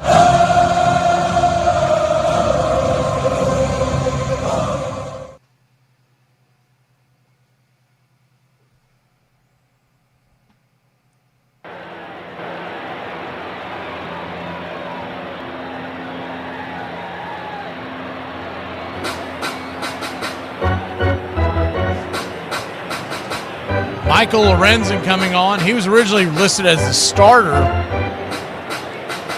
Coming on for relief is William Contreras, leads it off for Team Venezuela. First pitch is way outside wide for a ball. It's 1-0.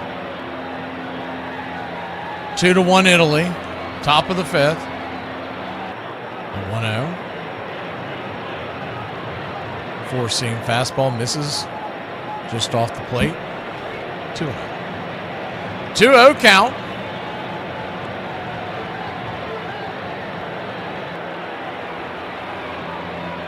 Lorenzen turns and fires. Inside four-seam fastball. Ball 3-0.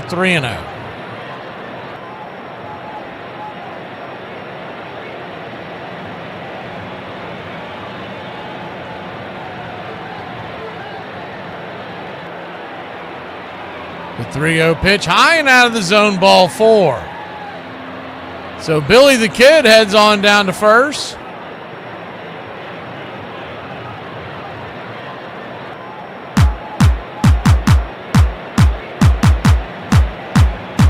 Jackson Churio now the batter. Ron Acuna Jr. moves to the on-deck circle.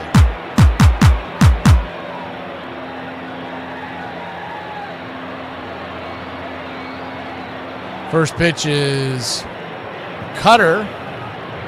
Called for a low strike. It's 0-1.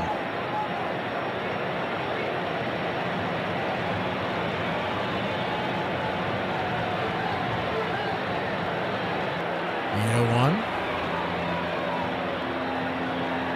Punches it back towards the mound. It's going to be a 1-3 put out. Contreras makes it down to second base. So the tying run is now in scoring position. Good bunt there by Chirios.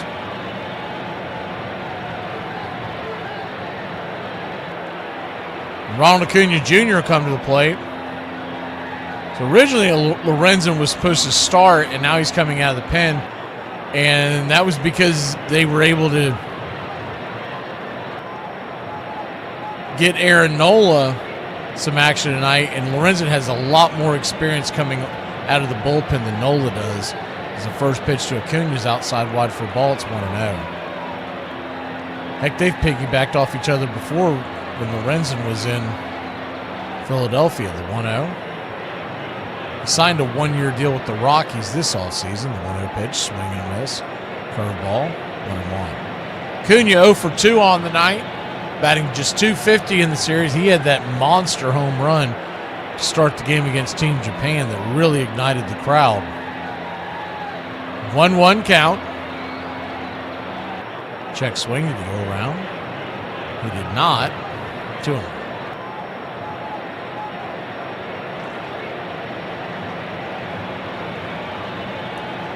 Normally you don't pay attention to spring training records. But right now the Atlanta Braves have the best record in the Grapefruit League, leading by 2 games is the 2-1, chops and foul, 2-2. And if they could finish the spring with the best record, I do think that gives you some momentum.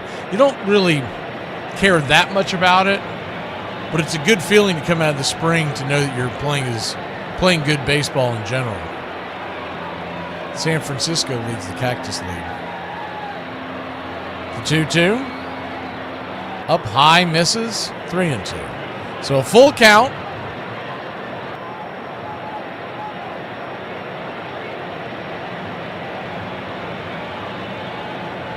Runner at first.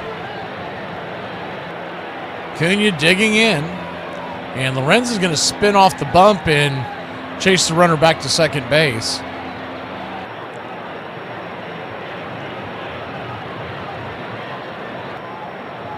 On deck is Michael Garcia. We do have a base open. The payoff pitch, swing, pops it up, jams him inside. That's going to go up the ladder and hanging out just on the very first part of the outfield carpet. Sam Antanashi makes the fair catch. F6 in your scorecard. 2 down. That was a true can of corn.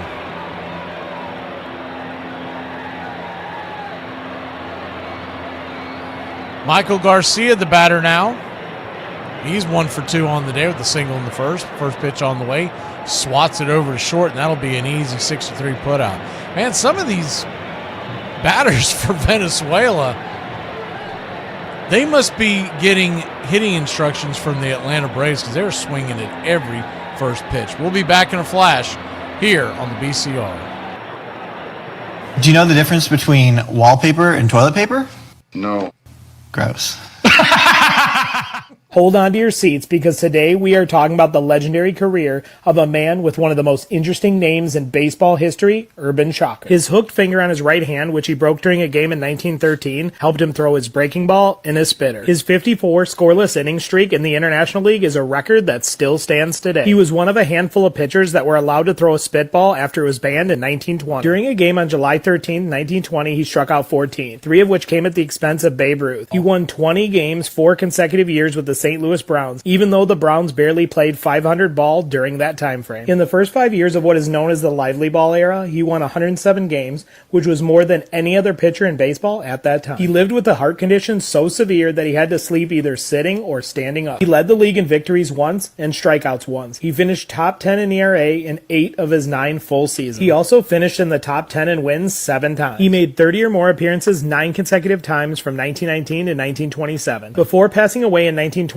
due to pneumonia, his career path would have eventually taken him to Cooperstown. Put this man in the Hall of Fame. Brett was on top of the world, not just a baseball star, but a bona fide sports celebrity. Still, it never seemed good enough for his father. I remember one time when we were playing the Angels out in Southern California, and I had won a batting championship and had some success and, was making some good money. And after a game, we were going to a friend of his house that lived out in the Anaheim area. And he just started screaming at me in the car for embarrassing him and the family. I remember one time he was in Kansas City staying with me and my wife, and I had a really bad game. And I just called my wife and I said, hey, what are you guys doing? She said, well, your dad went to bed. And I said, I'm just going to stay here. Tell him I'll see him tomorrow night for dinner. I stayed in the locker room, didn't even go home.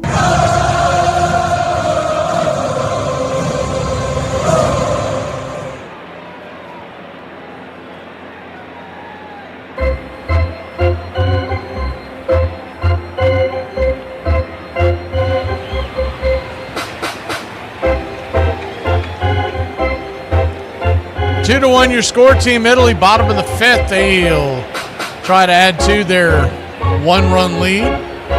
Top of the order due up for Team Italy. Antonacci, Birdie, Marcy. Antonacci, who's 0 for 2 on the day. Swings at the first pitch and fouls it away. It's 0-1.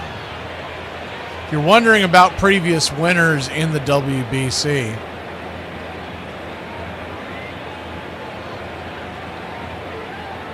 the 0-1, swing and a miss. Curveball. Down and in. 0-2. In 2006, Japan beat Cuba 10-6 in the championship game. That game was held in San Diego, California. In 2009 is the 0-2. Swing, slaps it up the middle. That's going to be an easy 6-3. 1 away.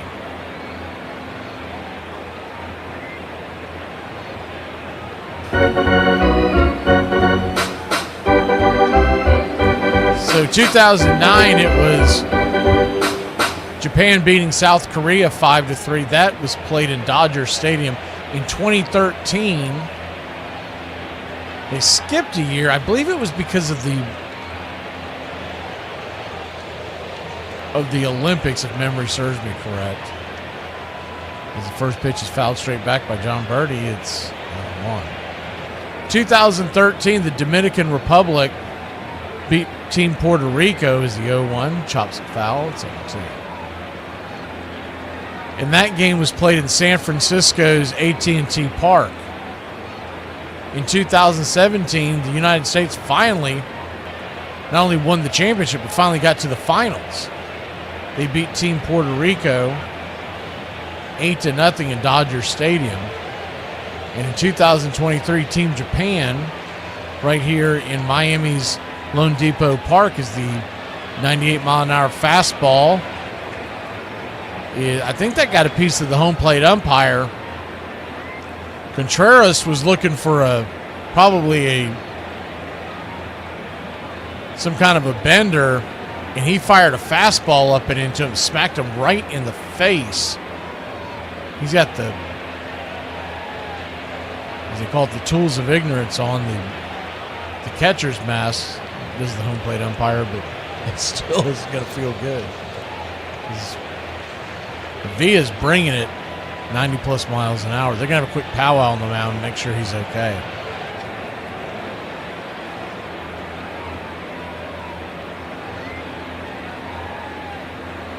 It has happened in the history of baseball that those are intentional.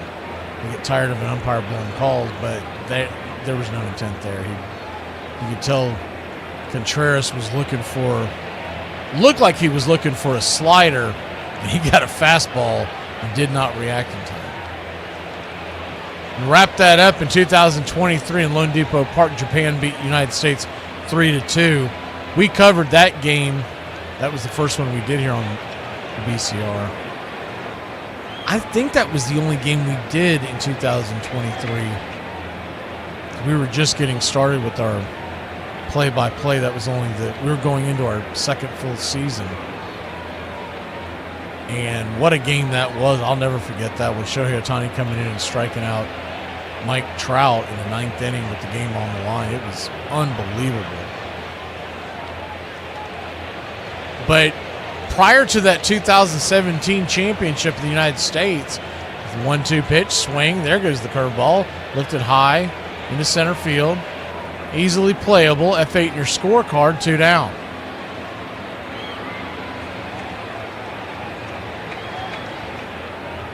That was the first time that the United States finished higher than 4th.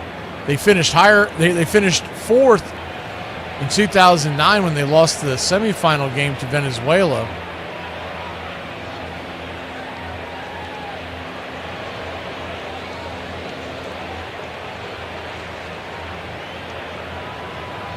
Jacob Marcy, the batter, takes the first pitch down and in, hits him in the foot, and he'll head to first. So it's a 2-out baseman on the paths for Team Italy. A hit by pitch.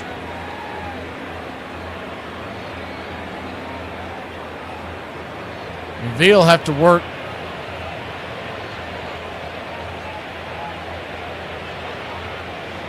Have to get out of the windup. And faces Jacob Marcy. Hadn't even paid attention to it. I guess I should look it up. As the first pitch on the way to Pasquantino. Vinny P bangs it down the third base line. Foul. He was going against that shift, and if that thing would have been just about an inch or two to the right, that's extra bases, and it may have been a run because there was nobody over there in the infield, and the outfielder, Abreu, would have had a mile to go to get that thing.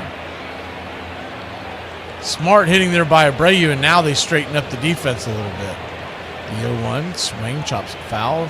It's 0-2. It's an 0-2 count.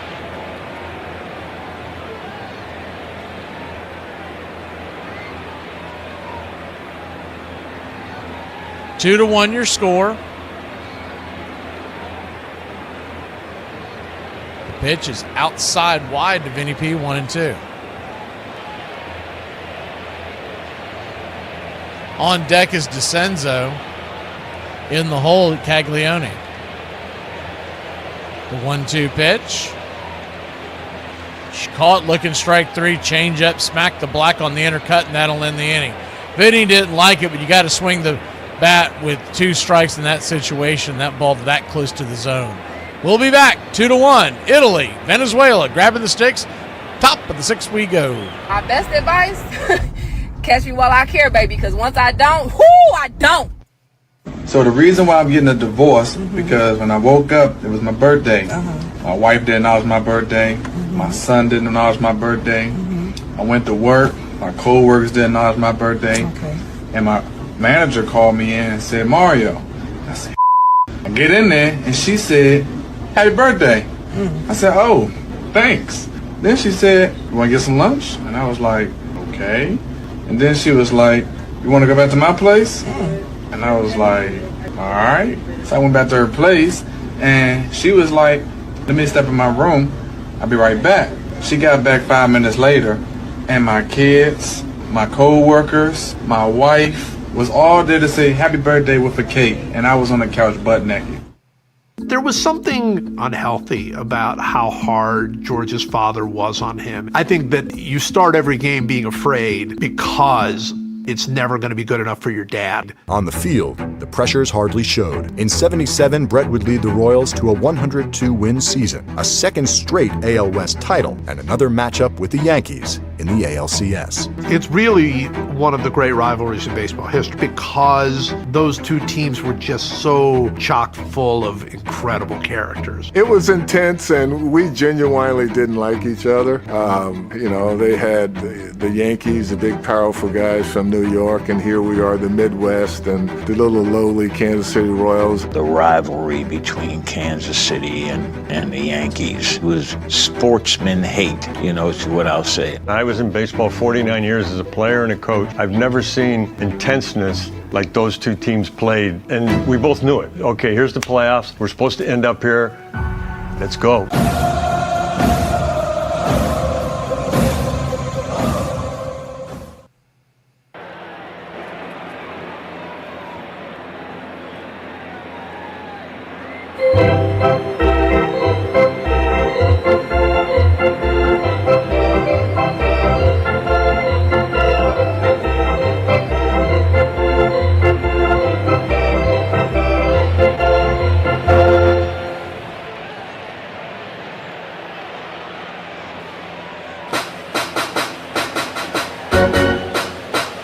Luis Arias, the batter.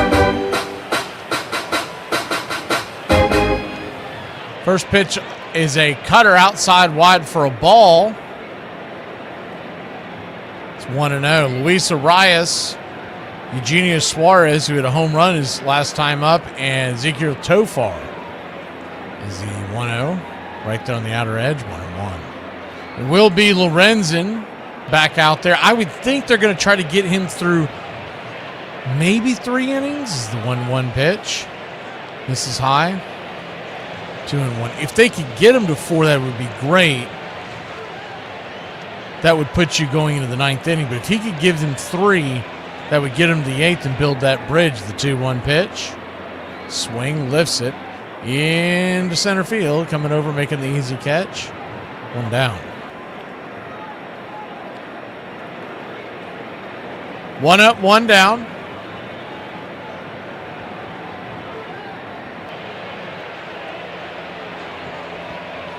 He might be behaving tonight because he knows the championship's tomorrow and all bets are off.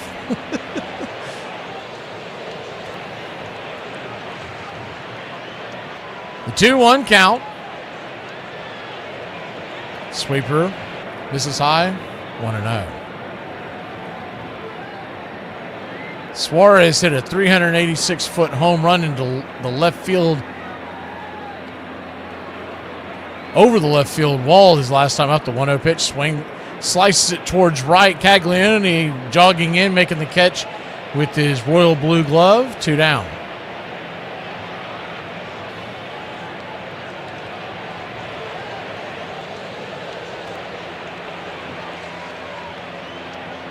Two down.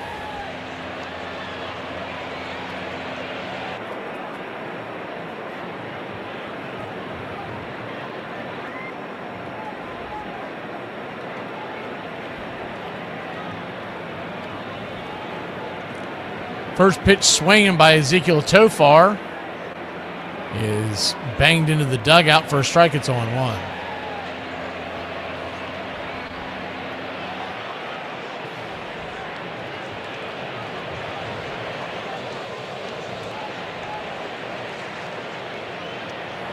The 0-1. Pops it up, sweeper. High in the sky. That'll be an F9 your scorecard and another quick inning. So Lorenzen, neither one of these teams are really working the count. We've got a pretty fast-moving game, and it's getting late early. We'll be back in a flash. Bottom of the 6th we go. 2-1, Team Italy. I like to use big words around people just to make myself seem more photosynthesis. My husband messaged me today and he said, whenever you go out today, don't forget to go get bread at the bakery so Greg can greet you. And I messaged him back and said, who the is Greg? And he said, no, I just wanted to make sure you saw my text message, just confirmation. I was like, oh, I'm with Greg now. I thought that you saw me. He was like, where the are you at? And I said, near the bakery. And he said, I'll be there in 15 minutes. And then he messaged me back and he said, I'm at the bakery. Where are you at? And I said, I'm still at home. While you're there, go ahead and get bread. Are either of you homosexuals? You mean like flaming or? Well, it's a standard question we have to ask. No, we're not homosexual, but we are willing to learn. Yeah, would they send us someplace special? Over the first 4 games of the ALCS, the team's shared hatred was plain to see. It would again all come down to a decisive Game 5, with the tension and temperature peaking. This is it. The American League Championship. The whole season comes down to 9 innings of baseball between the Royals and the New York Yankees. It didn't take much for anybody there on either side to get into a ruckus. I'll never forget the slide that George had in the third base with Nettles. First inning, I hit a triple off Guidry. Right center field. Mickey Rivers chasing it hard. He cannot get it. Here comes McRae. He will score easily. Brett is playing for 3 to throw. Close play at third base. I remember sliding, and you're going all out. Slid late, and my momentum took me over the bag. As I came up, I kind of pushed Greg. He took offense to it, and he just kicks me right in the mouth with his left foot. And I kind of go like, I'm going, what the hell was that? And I just get up and throw a haymaker at him.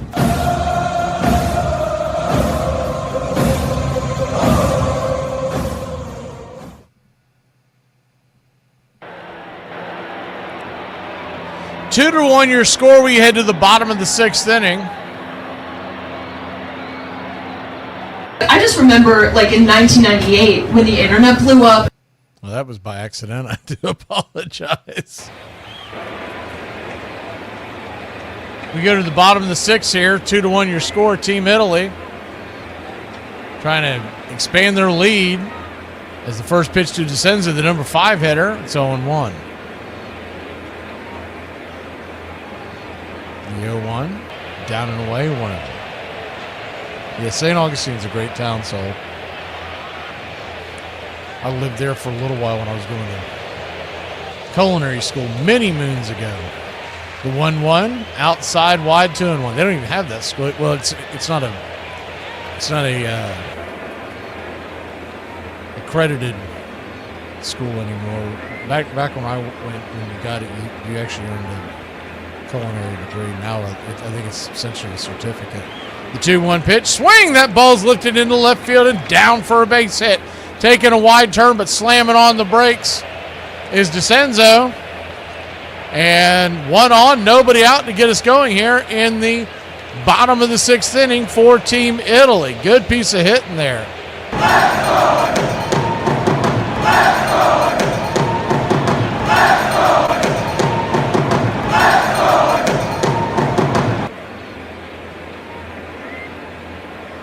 Righty-lefty.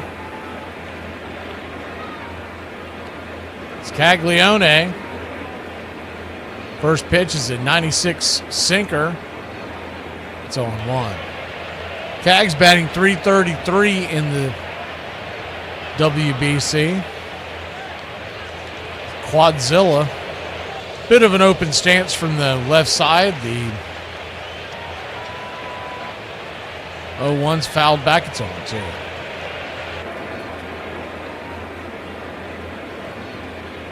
Kerry, I mean, he had 49 home runs last year. I'm not expecting that. But I do think that Suarez is going to clock every bit of 30-plus with ease, maybe even flirt with 40 again.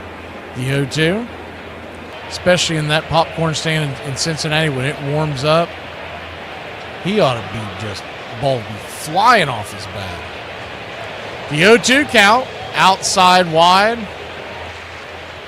1-2. He only struggled in Seattle because it's such a hard hitter's park. The ball just does not carry there. And they've tried everything. It just hasn't worked. The 1-2. Villa brings it just below the knees. Man, that is close. That's one of those ones where if he gets rung up, you can't complain because it was way too close to take. Looked like it would just drop. It's about where it was last night, except this one wasn't dead over the plate. But that pitch won't get analyzed and overanalyzed for 24 hours.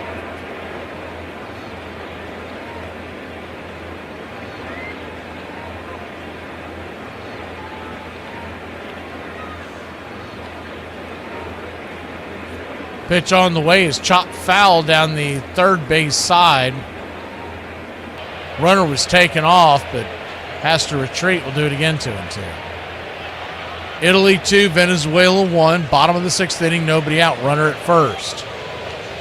We're here in the elimination game. The WBC semifinal. The 2-2 pitch swing. Chops it.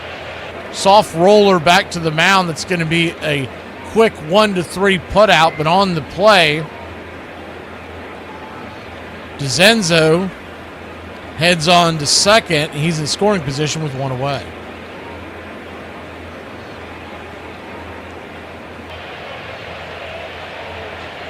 Yuli. Old Yuli, home of Derrick Henry. That's going to be it for Avila. Pitched pretty well. He'll head to the showers and a 1-run lead.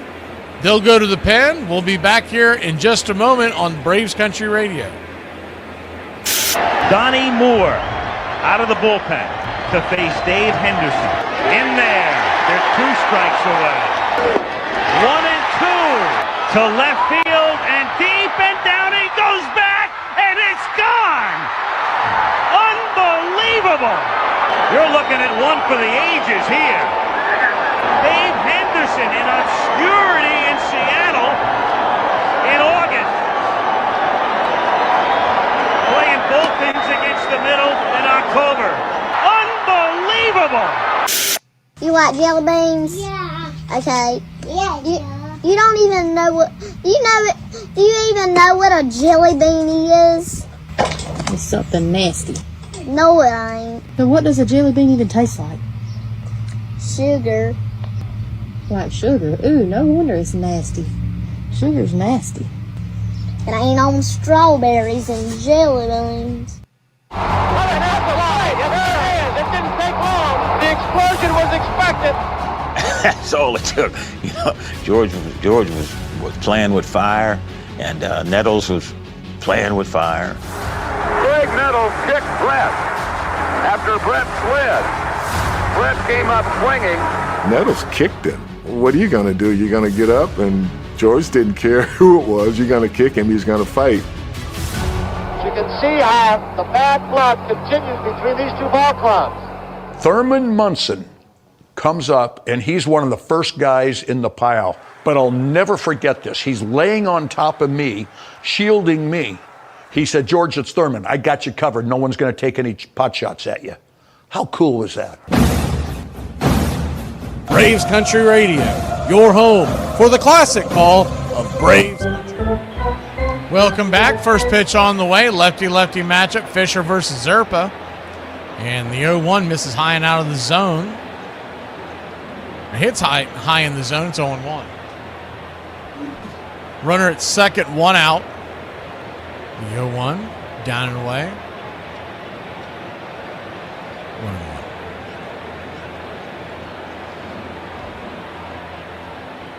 They expanded to 20 teams in the WBC back in 2023, and the way this thing is growing, I could see another expansion soon. The 1-1 swing and a miss. It's 1-2.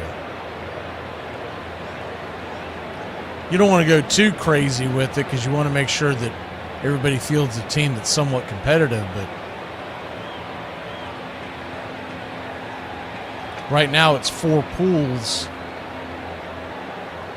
of 5 teams. The 1-2. Inside. High and inside. Fisher hits the ground. Little chin music. 2-2. 97-mile-an-hour sinker. They were set up on the outer edge. I don't think there was any intent there. But 97 underneath your chin strap, that'll wake you up. 2-2 count. Zerpa brings it. Swing and a miss, strike three. 96-mile-an-hour sinker. 2 down.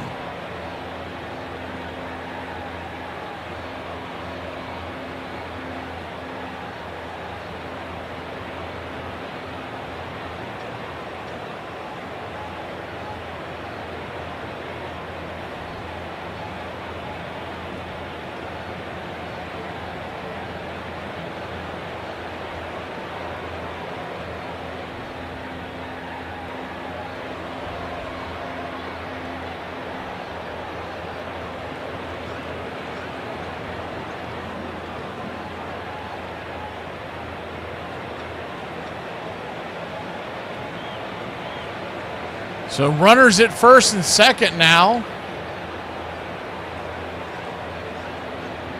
And the first pitch on the way. A sawed-off foul sinker. It's 0-1.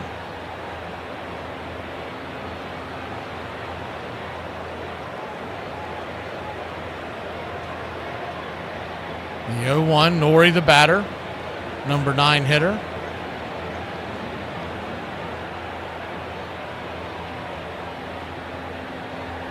That'll even up the count there. Pitching on the inner track, it's 1-1. So 1-1 count.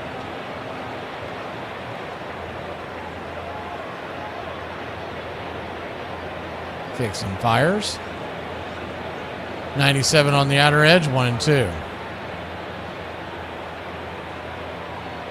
1-2 count.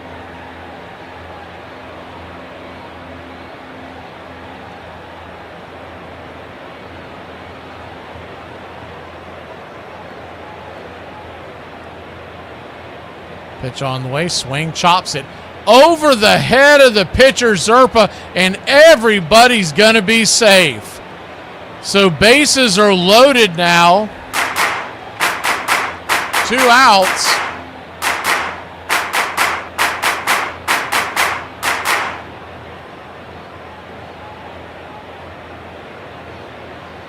DeRazio moves up to second base after being intentionally walked, so you got runners all over the base paths, bases loaded. 2 outs and a big spot here in the game. That's one of those hit 'em where they ain't situations. They're not a hard hit ball, but just got out of the reach of the pitcher, and nobody else had a play on it. First pitch is a slider down and away. Sam Antanashi back to the top of the order. It's 0-1. Antanashi has had some big plays, but he's only batting 118 in the series. Is he 1-0 right down the pipe? It's 1-1. I thought it was an odd choice to put him as the leadoff hitter. He's had great defensive plays, good base running plays, couple of big hits, but all in all is the 1-1 swing. Slaps it foul, 1-2. You want the guy that's going to be up at the top of the order to be someone who gets on base, if nothing else.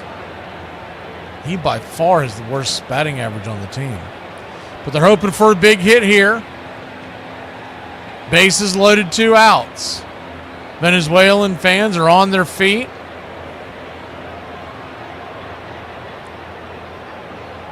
Kicks and fires. Caught, looking, strike 3. Got him on the outer cut, and that'll end the inning. So 2-1 your score. Still the score. We'll be back in a flash here on the BCR. Heading to the top of the 7th inning, it's Venezuela's turn. Losses for a pitcher are just part of the game, but what Lefty Gomez lost while playing for the Yankees goes way beyond that. You might want to sit down for this one. Lefty Gomez had a pretty great career. He was a 5-time World Series champ, a 7-time All-Star, and eventually a Hall of Fame. While most pitchers struggled with control, Lefty struggled to gain weight. His 150-pound frame had the Yankees worried he wouldn't be able to pitch late into games. For 3 consecutive seasons, he would be ordered by Yankees owner Jacob Rupert to spend a month at a health farm in Saratoga, California to gain weight. While all of this went on, in his first big league camp, Lefty would would be struck with a line drive that would result in caps on his front teeth. The Yankees, who were already displeased with Lefty's ability to gain weight, commanded their young pitcher to have all of his upper teeth pulled. The reasoning, the pitcher's slight build could be due to a dental problem. There was no medical substantiation other than the fact that this was common practice during the time. So Lefty had a choice: get all his upper teeth pulled or risk being released from his contract. In the end, Lefty had the procedure done, and the rest is history. Lefty wouldn't be the only victim of this tomfoolery. Lou Gehrig had all of his teeth yanked in the 1930s also. It would be a blow for the Royals if George Brett is ejected. I don't think anyone got thrown out of the game. Nobody got kicked out of the game. Like, nothing makes less sense. Everybody was just like, all right, let's let cooler heads prevail and let's play ball. Unfortunately for Brett and the Royals, though, when play resumed, it would be the Yankees who finished on top and grabbed another pennant. In time, double play, the ball game is over. The Yankees win the American League pennant. That says it all for the Kansas City Royals and their stunned fans. It was a tough one, especially that one at home. We lost in Yankee Stadium. You get to see them celebrate, which was really bad. But when they celebrate on your own field, that's tough. That's really hard. I mean, that was a tough one to swallow. Then we face them again the next year. Crazy.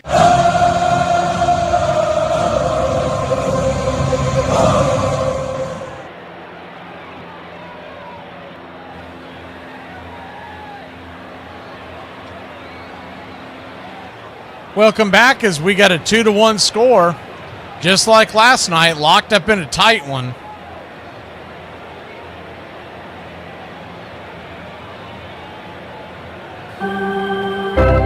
Michael Lorenzen goes back to work, his 22nd pitch of the night. Curveball hits the top of the zone, does not get the call. It's 1-0. Lorenzen has gone 2 innings. Nola 4 innings. Italy clings to that 1-run lead. The 1-0 pitch. Curveball misses down and away. Ball 2-0. 2-0 count.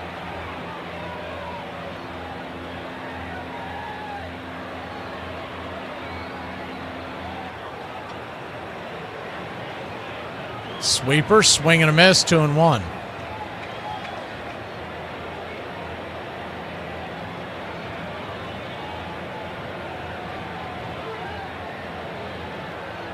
The 2-1 pitch. Sweeper. Well outside, wide, ball 3-1. 3-1 count, nobody out. Gleyber Torres standing on deck. Wilyer Abreu, the power hitting outfielder from the left side of the plate. The 3-1 pitch, right there, nasty sinker. Full count. Just kind of lulled him to sleep on that one. I think he thought that was going to be another sweeper bending away, and it just dropped in on the corner. 3-2. Inside, ball 4. He'll head down to first, and Team Venezuela's got something working here. Top of the 7th, and nobody out, trailing by only 1 run.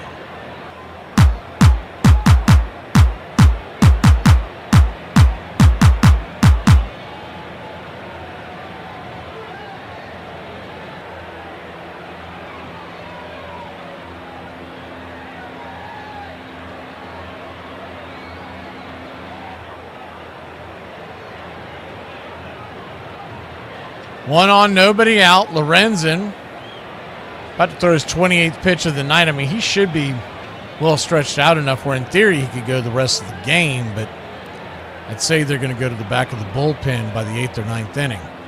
First pitch is a 4-seam fastball up top for a strike. It's 0-1. Abreu 0 for 2 on the night. Jimenez is now pinch running for Torres. We saw him do that earlier this past weekend against Team Japan. The 0-1. Flips it over to first real quick to keep the runner close by. High throw. Good grab by Vinny P to keep it from going down the right field line.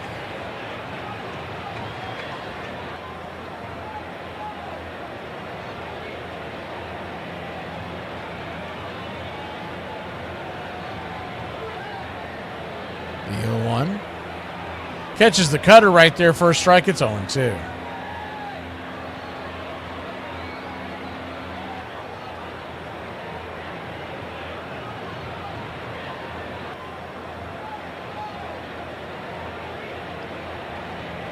(0-2) count.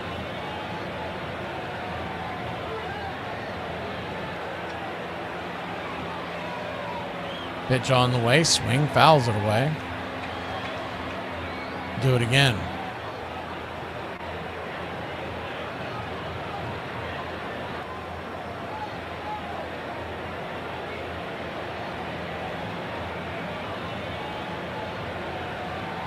The 0-2 pitch. Swing and a miss. Strike three. Gunner chase the changeup. Bending away from him towards the right-hand batter's box.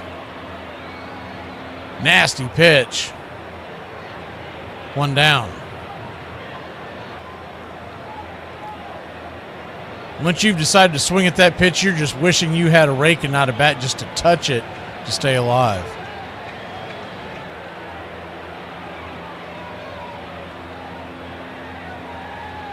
William Contreras, the batter, first pitch swing and a curveball right in his wheelhouse. It's 0-1.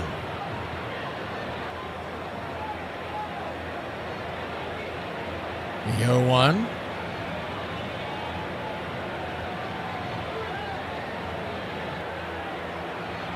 Upstairs, curveball. 1-1. Misses the zone. Top shelf. 1-1 count.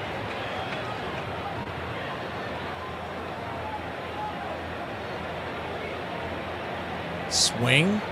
Four-seam fastball. Pops it back foul up against the screen. 1-2.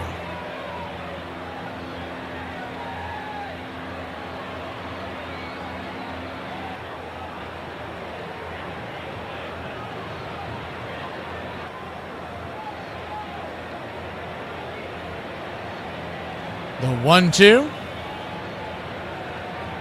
Lorenzen, his 35th, flips it over to first again.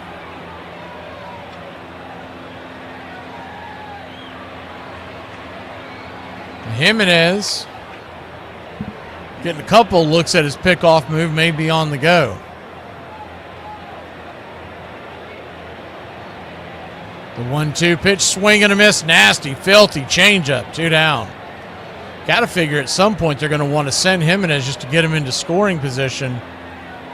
Base hit could tie it. They're running out of outs here. 2 down here in the seventh inning.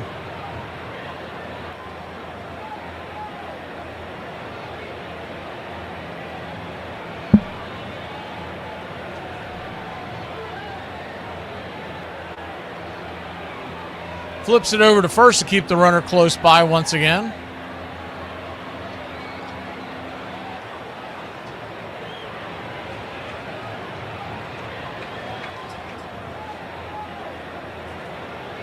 Runner at first, 2 outs.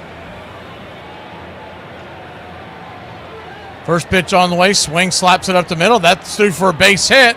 And Jimenez was on the go. He'll go first to third, and now the tying run is just 90 feet away. So don't go anywhere.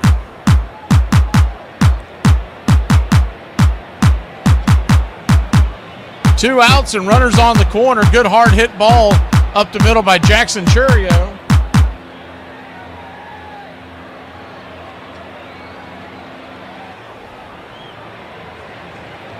The ball thrown in the infield almost got away. That would have caused a run because with Jimenez's speed, it's a pretty good defensive play there to keep the ball from rolling too far away. I believe that was Birdie.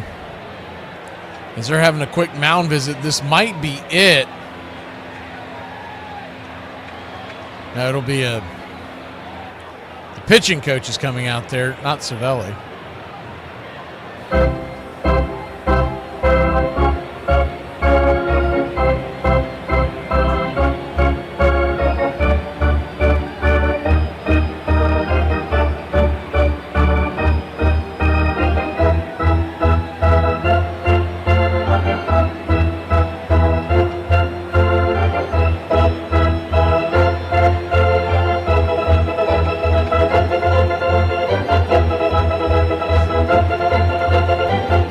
Runners on the corners, 2 outs, and Ronald Acuna Jr. is coming to the plate. Righty-righty matchup. Lorenzen brings it. First pitch swinging. Hammers it towards short. It's going to be a long throw. 1, 2, 3, 4. Hopper to first base, and he is safe. And Team Venezuela ties it up. It's 2-2. Infield single for Ronald Acuna Jr. as he smacked it up the middle off to the left side. And his speed alone, no way to get him. That ball was hit so far deep into the hole. Bravo.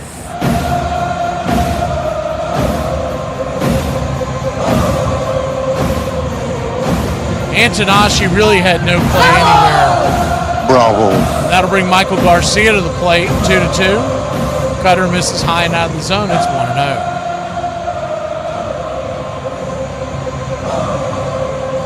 Crowd starting to wake up here in Miami. First and second, 2 outs. The 1-0. Cutter misses high, 2-0. Kind of a dangerous throw by Antonashi, to be honest with you, because there was just no way he was going to get Acuna. And he dribbled it across the infield.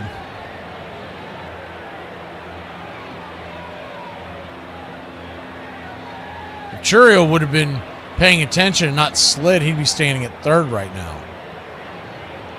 Representing the go-ahead run, he'd just be 90 feet away. Lorenzen turns and spins back towards second base. 2-2 your score, brand new ball game. Deuce is wild here in the 7th inning.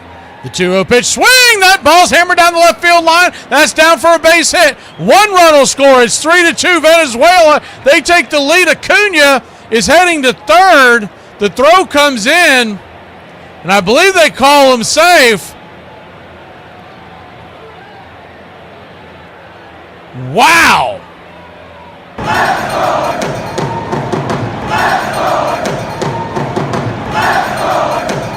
Trying to get another look at that because, the throw was off the mark. Okay. Acuna went first to third on that one. Had that been a good throw, that would have been very close to ending the inning before the run scored, but it did look like he would have scored anyways. That's just one of those things that you have to deal with when it comes to Acuna. We know that as Braves fans. He's an elite player, just a generational talent, but his fundamentals are not there, and he will make boneheaded mistakes. You just have to live with him. He gets excited like a kid and just plays the game. Luis Arias takes the 1-0 pitch off the plate wide for a ball. It's 2-0. The 2-0 count. Runners still on the corners, 2 outs. On deck is the 2-0 down and in, ball 3-0. On deck is Eugenio Suarez. Lorenzen at 43 pitches. This is what's gotten Lorenzen in trouble the last several years. That second time through the lineup, the team sees him, and he just has no answers. The 3-0 upstairs for a strike, 3-1.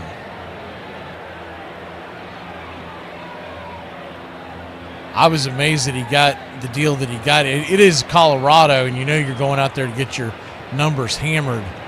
They gave him a 1-year, $8 million deal, and he just, to me, at this point in his career, is a 3-1 pitch, rifles it back foul, full count. He is at best a swing man out of your bullpen and an emergency starter. But when you pay the guy that much, you're expecting him to eat a lot of innings for a team that's going to finish in last place.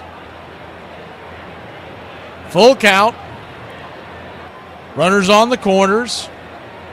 2 outs. Venezuela has just taken a 3-2 lead. Lorenzen comes set. Arias digging in.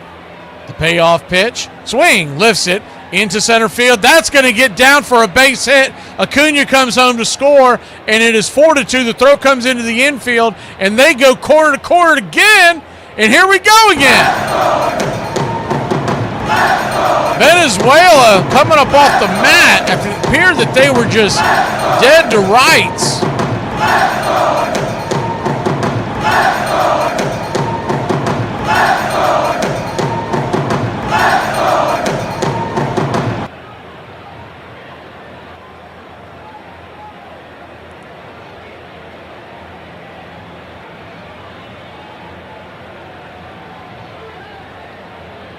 So 4-2 your score. I was a little surprised that they did not pull Michael Lorenzen earlier. He's going to hit the showers now. We'll be back in just a moment.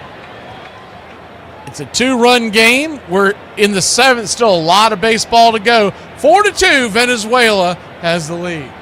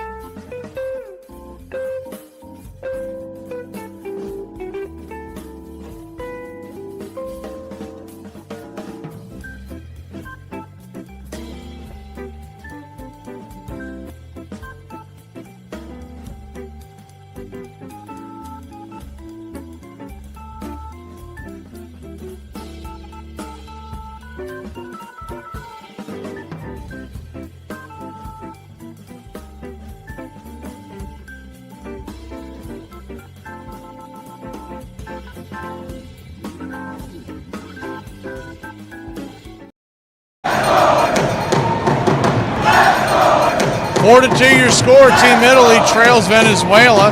Top of the 7th inning. Still a long way to go in this one. Kyle Nicholas coming on for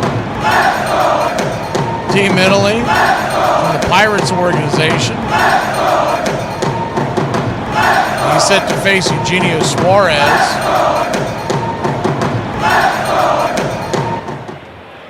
Righty-righty matchup. First pitch swing and lifts it high into center field. That should be playable. It is. And that'll end the inning. So Venezuela gets the lead.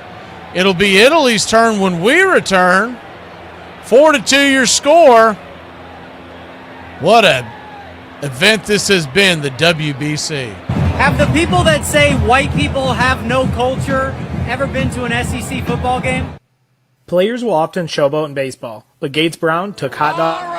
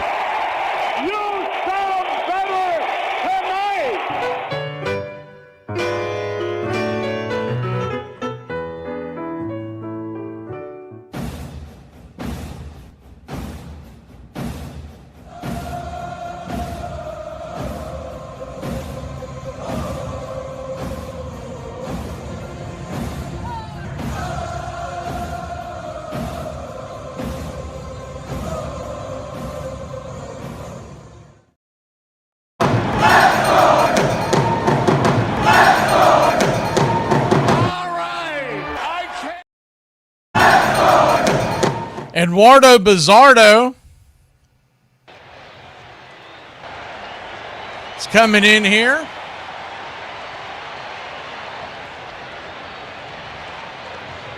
Thank you, Mr. Jason Up and Adams.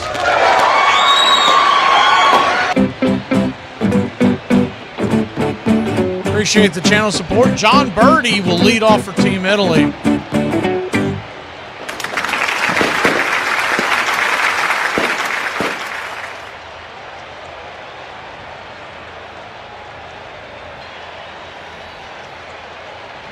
It's 4-2. We're heading to the bottom of the 7th inning.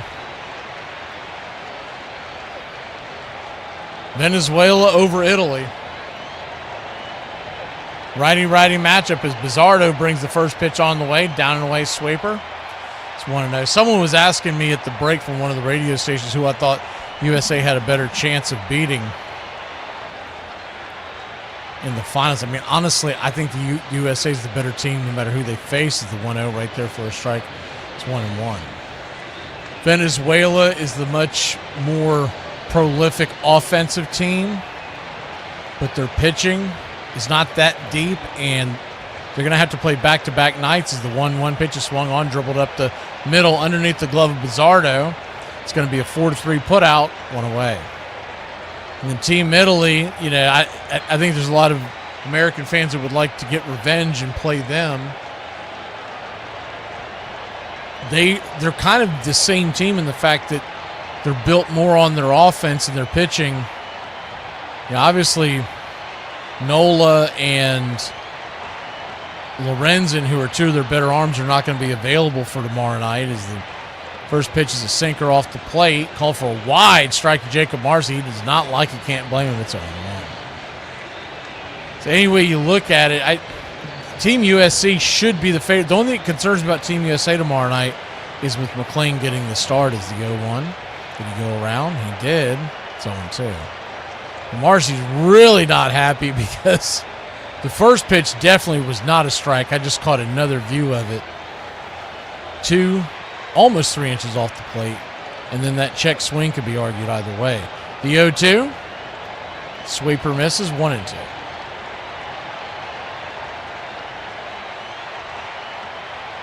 One-two count. These were 7-game series. Everybody would be in trouble. You wouldn't have pitching to get through it. The 1-2 pitch, swing and a miss, strike 3, filthy sweeper, 2 down. And you got to realize the guys you see pitch tonight, and look, if you're Venezuela or Italy, you got to put your best foot forward because there is no tomorrow if you're wrong, right? So you got to go out there and win the game. But you get to tomorrow night, USA is going to have a day off, and that is baked in as an advantage that a lot of folks aren't going to think about. But the USA is going to have a much healthier pitching staff as the sweepers right there on the outer edge. Strike, it's 0-1. They said McLean's getting the start, but I honestly believe it's going to be more of a bullpen game than anything else. The 0-1. Swing, pops it up. And that was a dud. Italy, 3 up, 3 down. Didn't even have a glimmer of any kind of a pulse in that one. Venezuela's up 2. We'll be back in a flash. We go to the 8th inning. Middle of the order due up for Team Venezuela.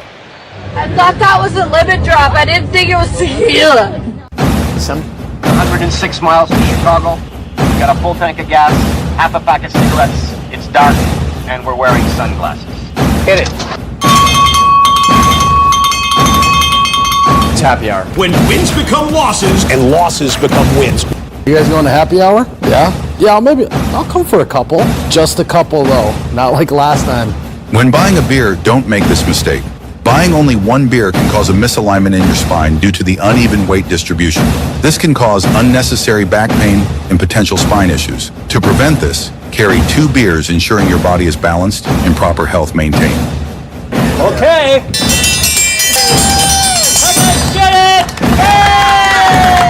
Have dinner, ready? Put my pants on, one leg at a time. Guess what? I got a fever, and the only prescription is not... Ladies and gentlemen, we interrupt our program of dance music to bring you a special bulletin from the Intercontinental Radio News. You're in Braves country.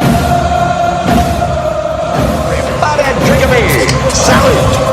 They're making it live. where you can't drink when you want to. Pretty soon we're going to be communist country. Yeah. For me and the Lord, you gotta understand it. We're on a mission from God.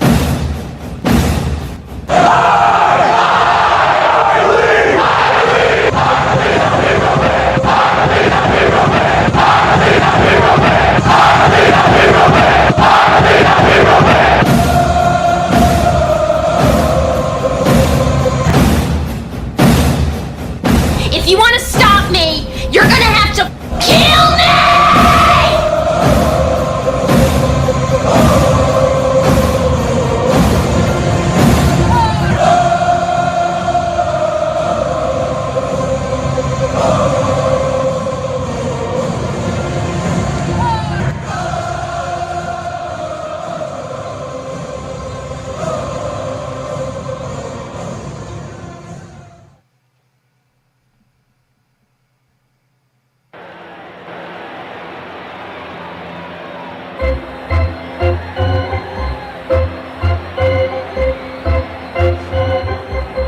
Four to 2 your score.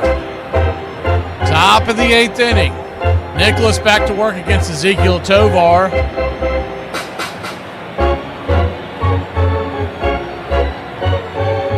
1-0. Swing and a miss. Slider off the edge. 1-1.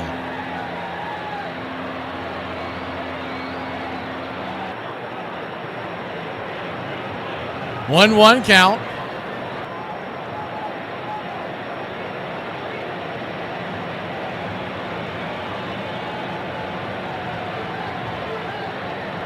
Comes set, brings it. 98 miles an hour. Ball 2, 2-1.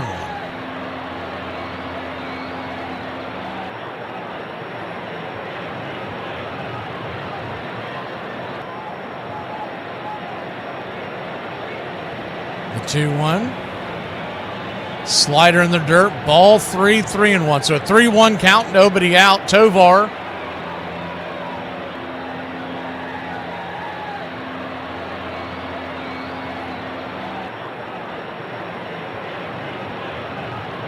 The 3-1 pitch. Swing. Pops it up. High in the sky. F9 your scorecard. 1 away. They may change it. 21. They've done it all series long, all classic long. The only thing I know for sure, 100%, is that it will be on Braves Country Radio. But they have changed it. They've flip-flopped it. They flip-flopped it the other night. The Sunday game was supposed to be originally on the mothership, and then it went to FS1 overnight as the first pitch is a ball down below the knees. It's 1-0. 1-0.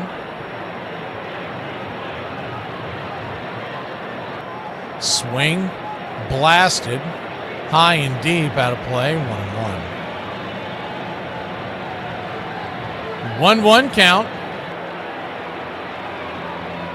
I heard someone, I can't believe this happened. There was someone complaining the other day on one of the social media outlets that 1-1 pitch. Swing. Chops it foul. 1-2. They cut one of the USA games that was on the mothership. They cut it short to go to their local news, and I never heard the explanation for it. But I was like, "What?" They said, "Yeah, we didn't like right in the middle of the game. The 1-2 swing and a miss, strike 3, 2 down."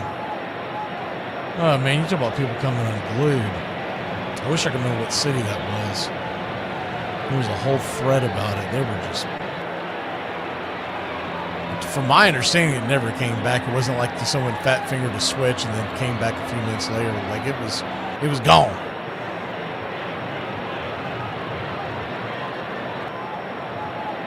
Righty lefty curveball inside. Nicholas, his 11th pitch of the night to Wilyer Abreu, hits the track on the inner cut. It's 0-1. The 0-1. Swing and a miss. That filthy curveball. It's 0-2. So an 0-2 count. Just wonder why Cervelli waited so late to go get Lorenzen. I get, for some reason, there's some blind faith about Michael Lorenzen. He just has not been that dominant for about 5 years. The 0-2 pitch, swing and a miss. Strike 3, that'll end the inning. He tops out around 94 nowadays. When he was in the mid to high 90s, that's when he was elite. We'll be back in a flash. Bottom of the 8th we go. It's a 2-run game. Italy's turn when we return. What are you doing? Cleaning a flintlock musket from the Revolutionary War while enjoying a little bacon and biscuits. This is what our forefathers died for. Can you do that in your den? The Bill of Rights says I can do this wherever I want to do that. Well, what if your 2-year-old grandson walked in here? And overpowers me? Back could be turned, you could be reaching for a piece of bacon. Grab the musket out of my hand, shove me to the ground, pour the correct amount of powder in here, take the ramrod, jam it down there, get a musket ball, put that in there, take the ramrod back out, jam that down there, somehow shoot me in the foot. Keep the safety on. Honey, this whole gun is the safe. Okay, I just heard somebody say this on the radio. They said if somebody offered to pay my food and my rent for the next 18 years, I would do anything for them. But I complained every time I had to take the trash out of my parents' house. Just let that sink in. Just let that sink in. I'm gonna go call my mom. The Royals began 1980 on a mission. George Brett's club had missed the playoffs for the first time in 4 seasons the year before and were hungry to get back to October. I think if we ever do get a chance to play in the playoffs again, that if I was a betting man, I'd bet on the Royals, but I'm not a betting man. Usually I started the season hitting about 220 in April, and then around May I would start getting hot. How about that George Brett of the Kansas City Royals? Is he ever hot? I just remember that I was seeing the ball good, and then I missed those 30 games with my ankle injury. I was stealing second base, boom, rolled my ankle, missed 6 weeks. We didn't have rehabs then.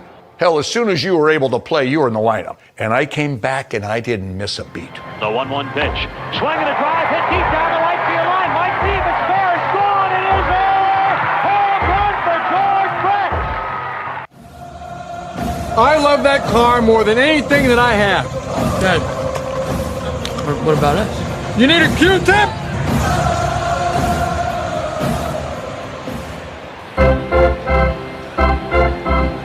Bottom of the 8th, Team Italy trailing by 2. They'll go to the offensive side of the game. Zenzo is due up. Right-handed arm of Andres Machado going to the bump. Machado, Washington National product now. Originally out of Venezuela.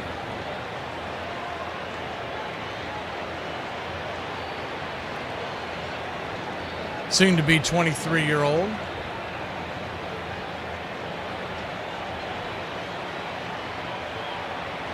First pitch on the way, swung on and ripped over towards third. It's going to be a quick 5-3 put out. One down.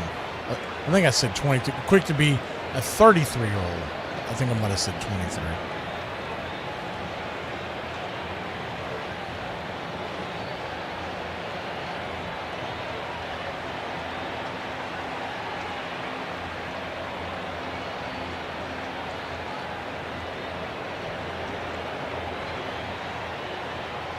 Jack Caglione, the batter, 99 miles an hour, fastball, high and out of the zone. It's 0-1.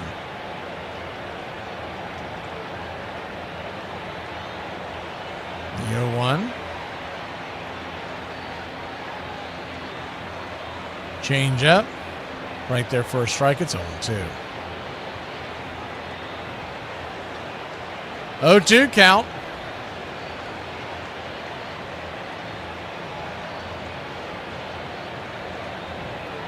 Pitch on the way, chops it foul. And check out our schedule. We've got it released right now. Speaking of that, Uncle Charlie, Braves Country today. The next one is Thursday at noon. Doing one this week just because we haven't done one in a while is the 0-2 pitch.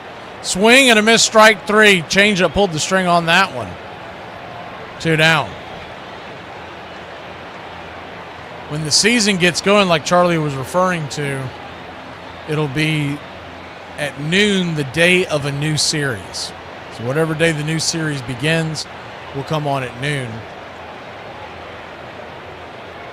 If you miss the show, you can usually get most of the audio version just before first pitch on that day. First pitch to Fisher is a changeup on the inner track. It's 0-1.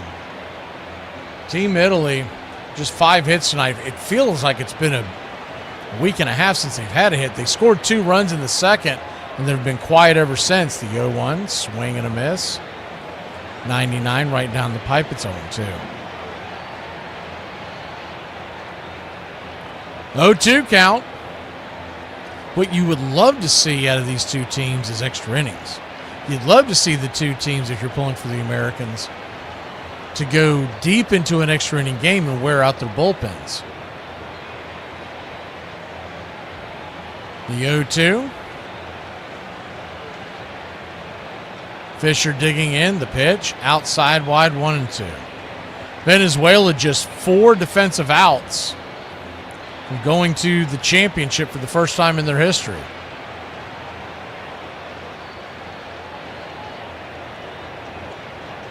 The 1-2 count. Kicks and fire. Swing and a miss. Strike 3. Got him. So now just 3 defensive outs away. And Team Venezuela will try to add on to the lead when we come back. Ronald Acuna Jr. is due up third, leading by 2. Like, who made your bracelet? That looks like a great aggressive. You know, I got this bracelet from a guy at the steam room back in Arizona. You got what? Talk about. Hey, Kenny, quit asking questions. You man. got the bracelet. Plain, please. What's that? That's a swear jar. Every time someone swears, you put a quarter in it. Who gets the money? I don't know. We'll use it to buy something for the office, like a case of beer or something. Fucking awesome. You, Bob. You, Jim. Eric, I have a bag on line 3 for you. Can I borrow your pen? Can I borrow your f***ing pen? Will the owner of a white station wagon please go yourself? We're gonna go down there and we're gonna some. We're gonna some. We're gonna do whatever we have to because we're gonna some. Hoop. Doesn't count. Shut the up! This is your lunch. Now, you should be able to do whatever you want to with this, right? If you want to eat all of it, great. If you want to throw it away in the garbage, that's your prerogative. But here I come, the government, and I get to take 40% of your lunch. And that is how taxes work. That's not fair. You're learning. Uh-oh. Capital gains tax. 2 weeks later, he's among the league leaders in batting average.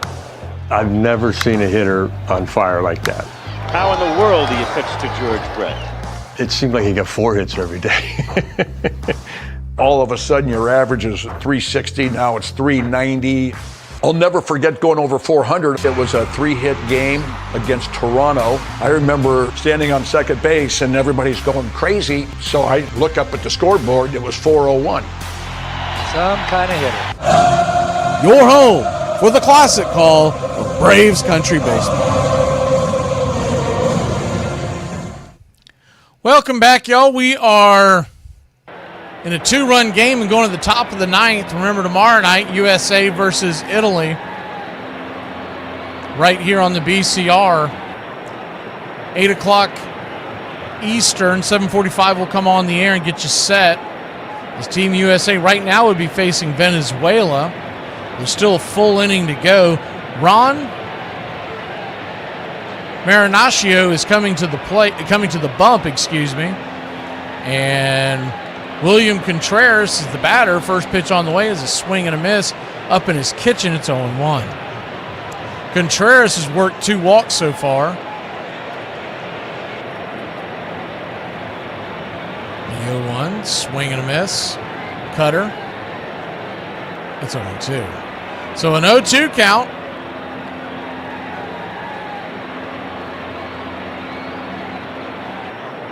Yes, 21-38. I've done sports talk for a while. As the 0-2, swing and a miss, strike 3. Like I said, it was always a secondary thing for years. Depending on what city I lived in, I would go in on other talk shows and talk sports. We would do talk shows, but my love was always play-by-play that just got very little opportunity to do it. Because when you're moving around a lot, you're working in the restaurant business, you don't get a lot of time off during the games. The first pitch is a cutter upstairs for a strike. It's 0-1. Really wasn't until the pandemic that we decided to try to make this thing work. It was right after the pandemic and started working less odd hours. I guess the best way to put it is the 0-1 swing and a miss at 0-2. And that kind of led into this.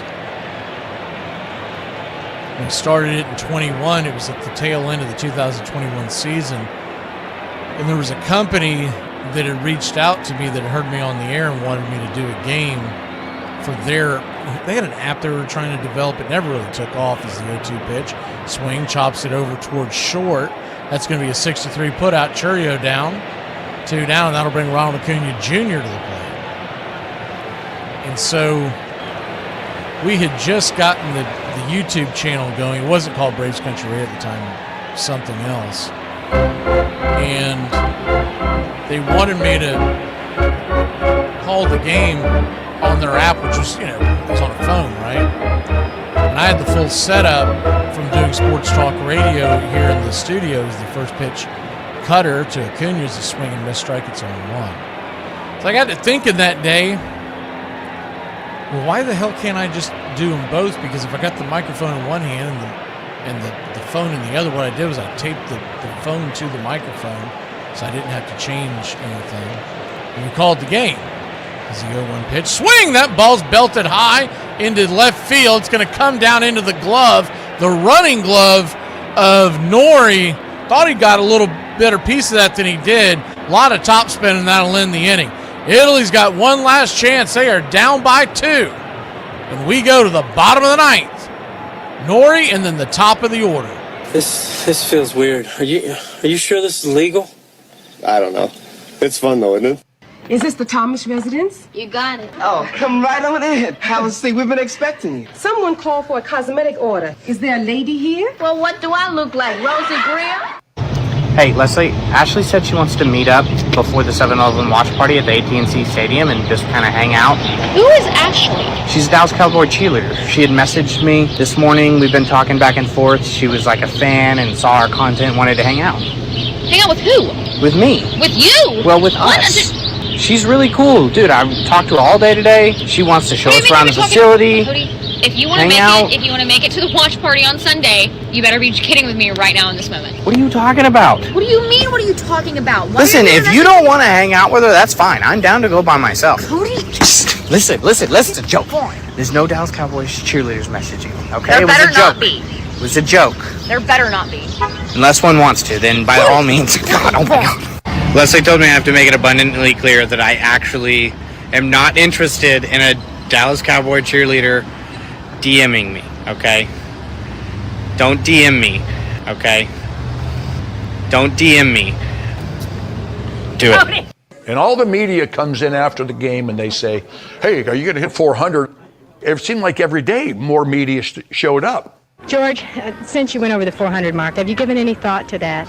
Well, I've given it thought because that's all I've been talking about lately, mainly because that's all I've been doing is talking to writers, it seems like. And little did I know, for the next month, I'd be over 400. Serious run at becoming the first 400 hitter since 1941. People would wake up every morning and say, what is George Brett hitting? And that was across the country. It was like, holy, you know what? This guy's hitting 400. It's getting pretty late in the year.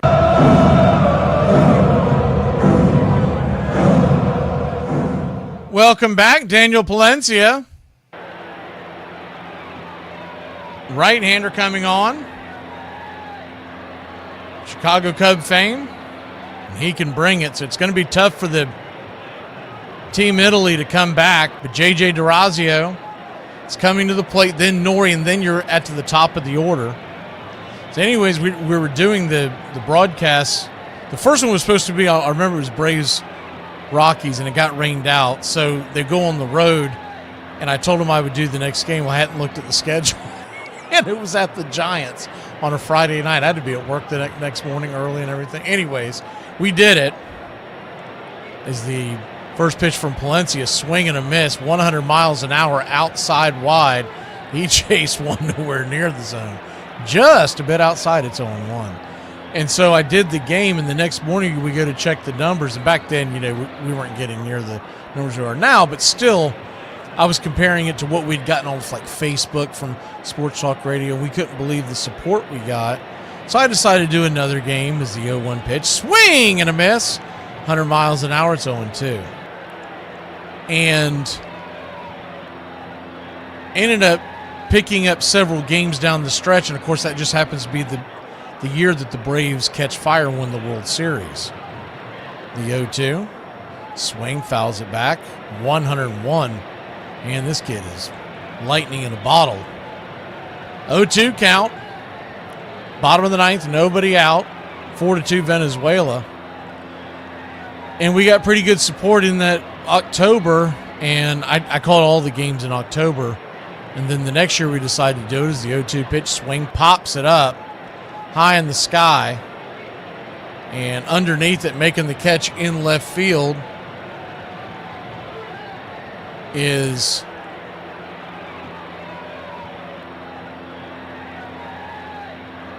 they've got it listed as Abreu. I don't think that was his number, but nonetheless, it's one away. They have been putting a defensive replacement in for Abreu, but that may be Abreu. I may have seen his number wrong. So Nori, who's the number 9 hitter, but he's batting .421 as the pitch on the way is a check swing strike. It's 0-1. So we never really thought about even doing it this way. I always thought, YouTube, you had to be a talk show or something. And the more and more we did it, the more and more I liked it, and we got some support, and then, the rest is history. And it's a lot different than when we first started as the 0-1 swing and fouls it away. It's 0-2. We didn't have the clips. We didn't have any of the sounds. I started doing the clips and the sounds because my biggest thing was, man, I want this to be more of a fun experience for the listener, and I didn't want to just go to break and just to be dead air. The 0-2. Swing, pops it up.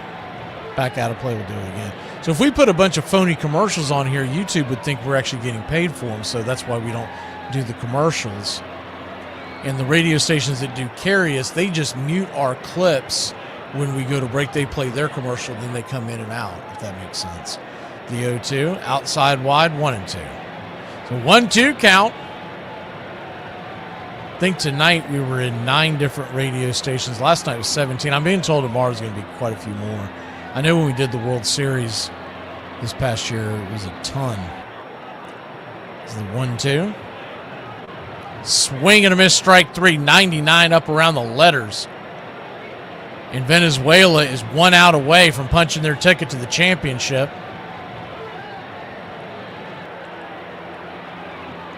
And so this is the first year that we've decided to do. We messed around with it a little bit last year at the end and then went all in at the postseason. But this year we're going to bring 2 to 3 out-of-town games, as we call them. So 2 to 3 doubleheaders a week. The Braves game and then somebody else. First pitch to Antonaccio, the leadoff hitter. Smacks it down the line, foul. It's 0-1. 4-2 your score. Venezuela just 1 out away from punching their ticket. If Antonaccio can get on, Birdie is due up, then Marcy, and then Vinny P. But they're down to their last out. The 0-1 in the dirt, 1-1. A bloop and a blast ties this thing.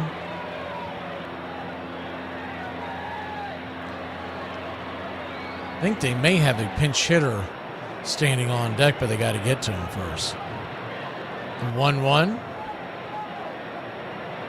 That might be Canzone. Time is called by home plate umpire. Looked like Canzone that they were showing on the on-deck circle. I believe that's him. Remember him from the postseason. So a 1-1 count. Palencia, his 12th pitch of the inning.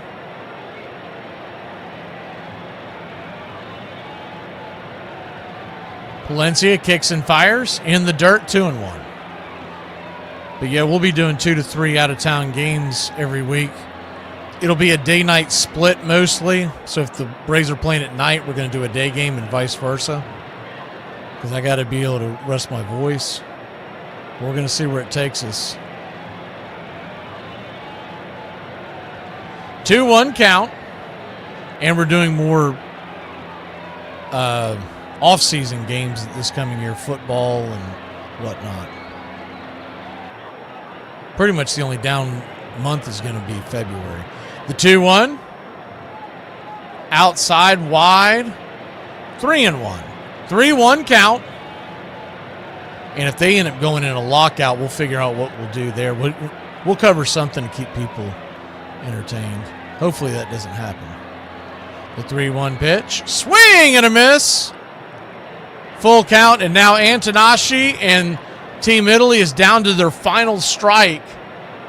A team that is not lost in this entire tournament and led until the 7th inning. The payoff pitch. Swing and a miss. Strike 3.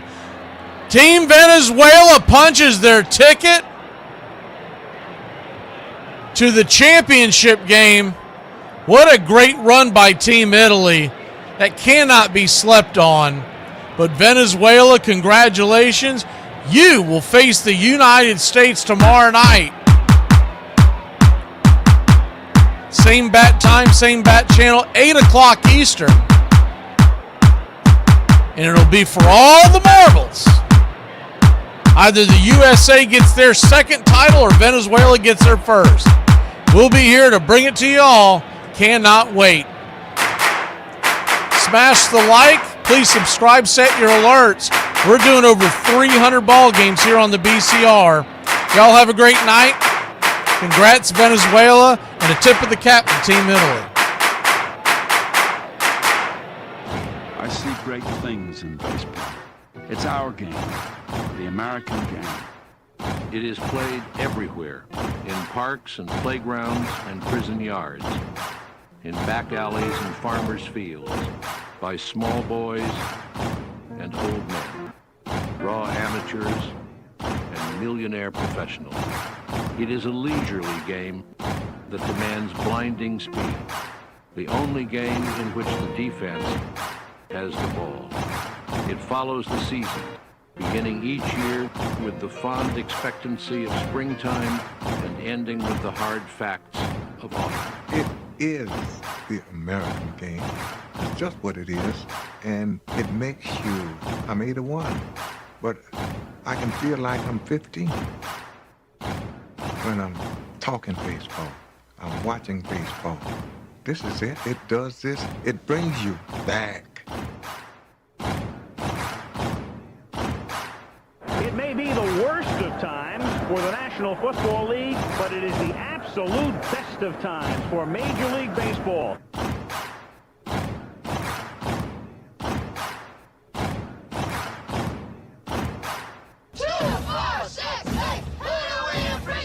You're in Braves country.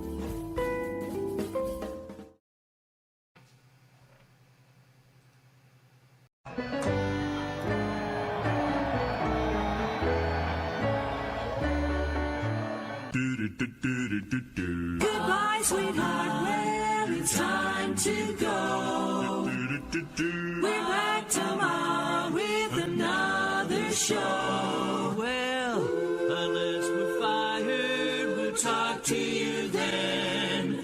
Goodbye, sweetheart. Goodbye. Goodbye. Guys and gals, it's time to go. We'll see you on the next show. Same bat time, same bat channel. It's closing time, y'all. You don't have to go home, but you can't stay here. Have a great one. On your way out, please like and subscribe. And don't forget to tip your favorite bartender. We'll see you. I'm Mac McGee, signing off for Braves Country Radio.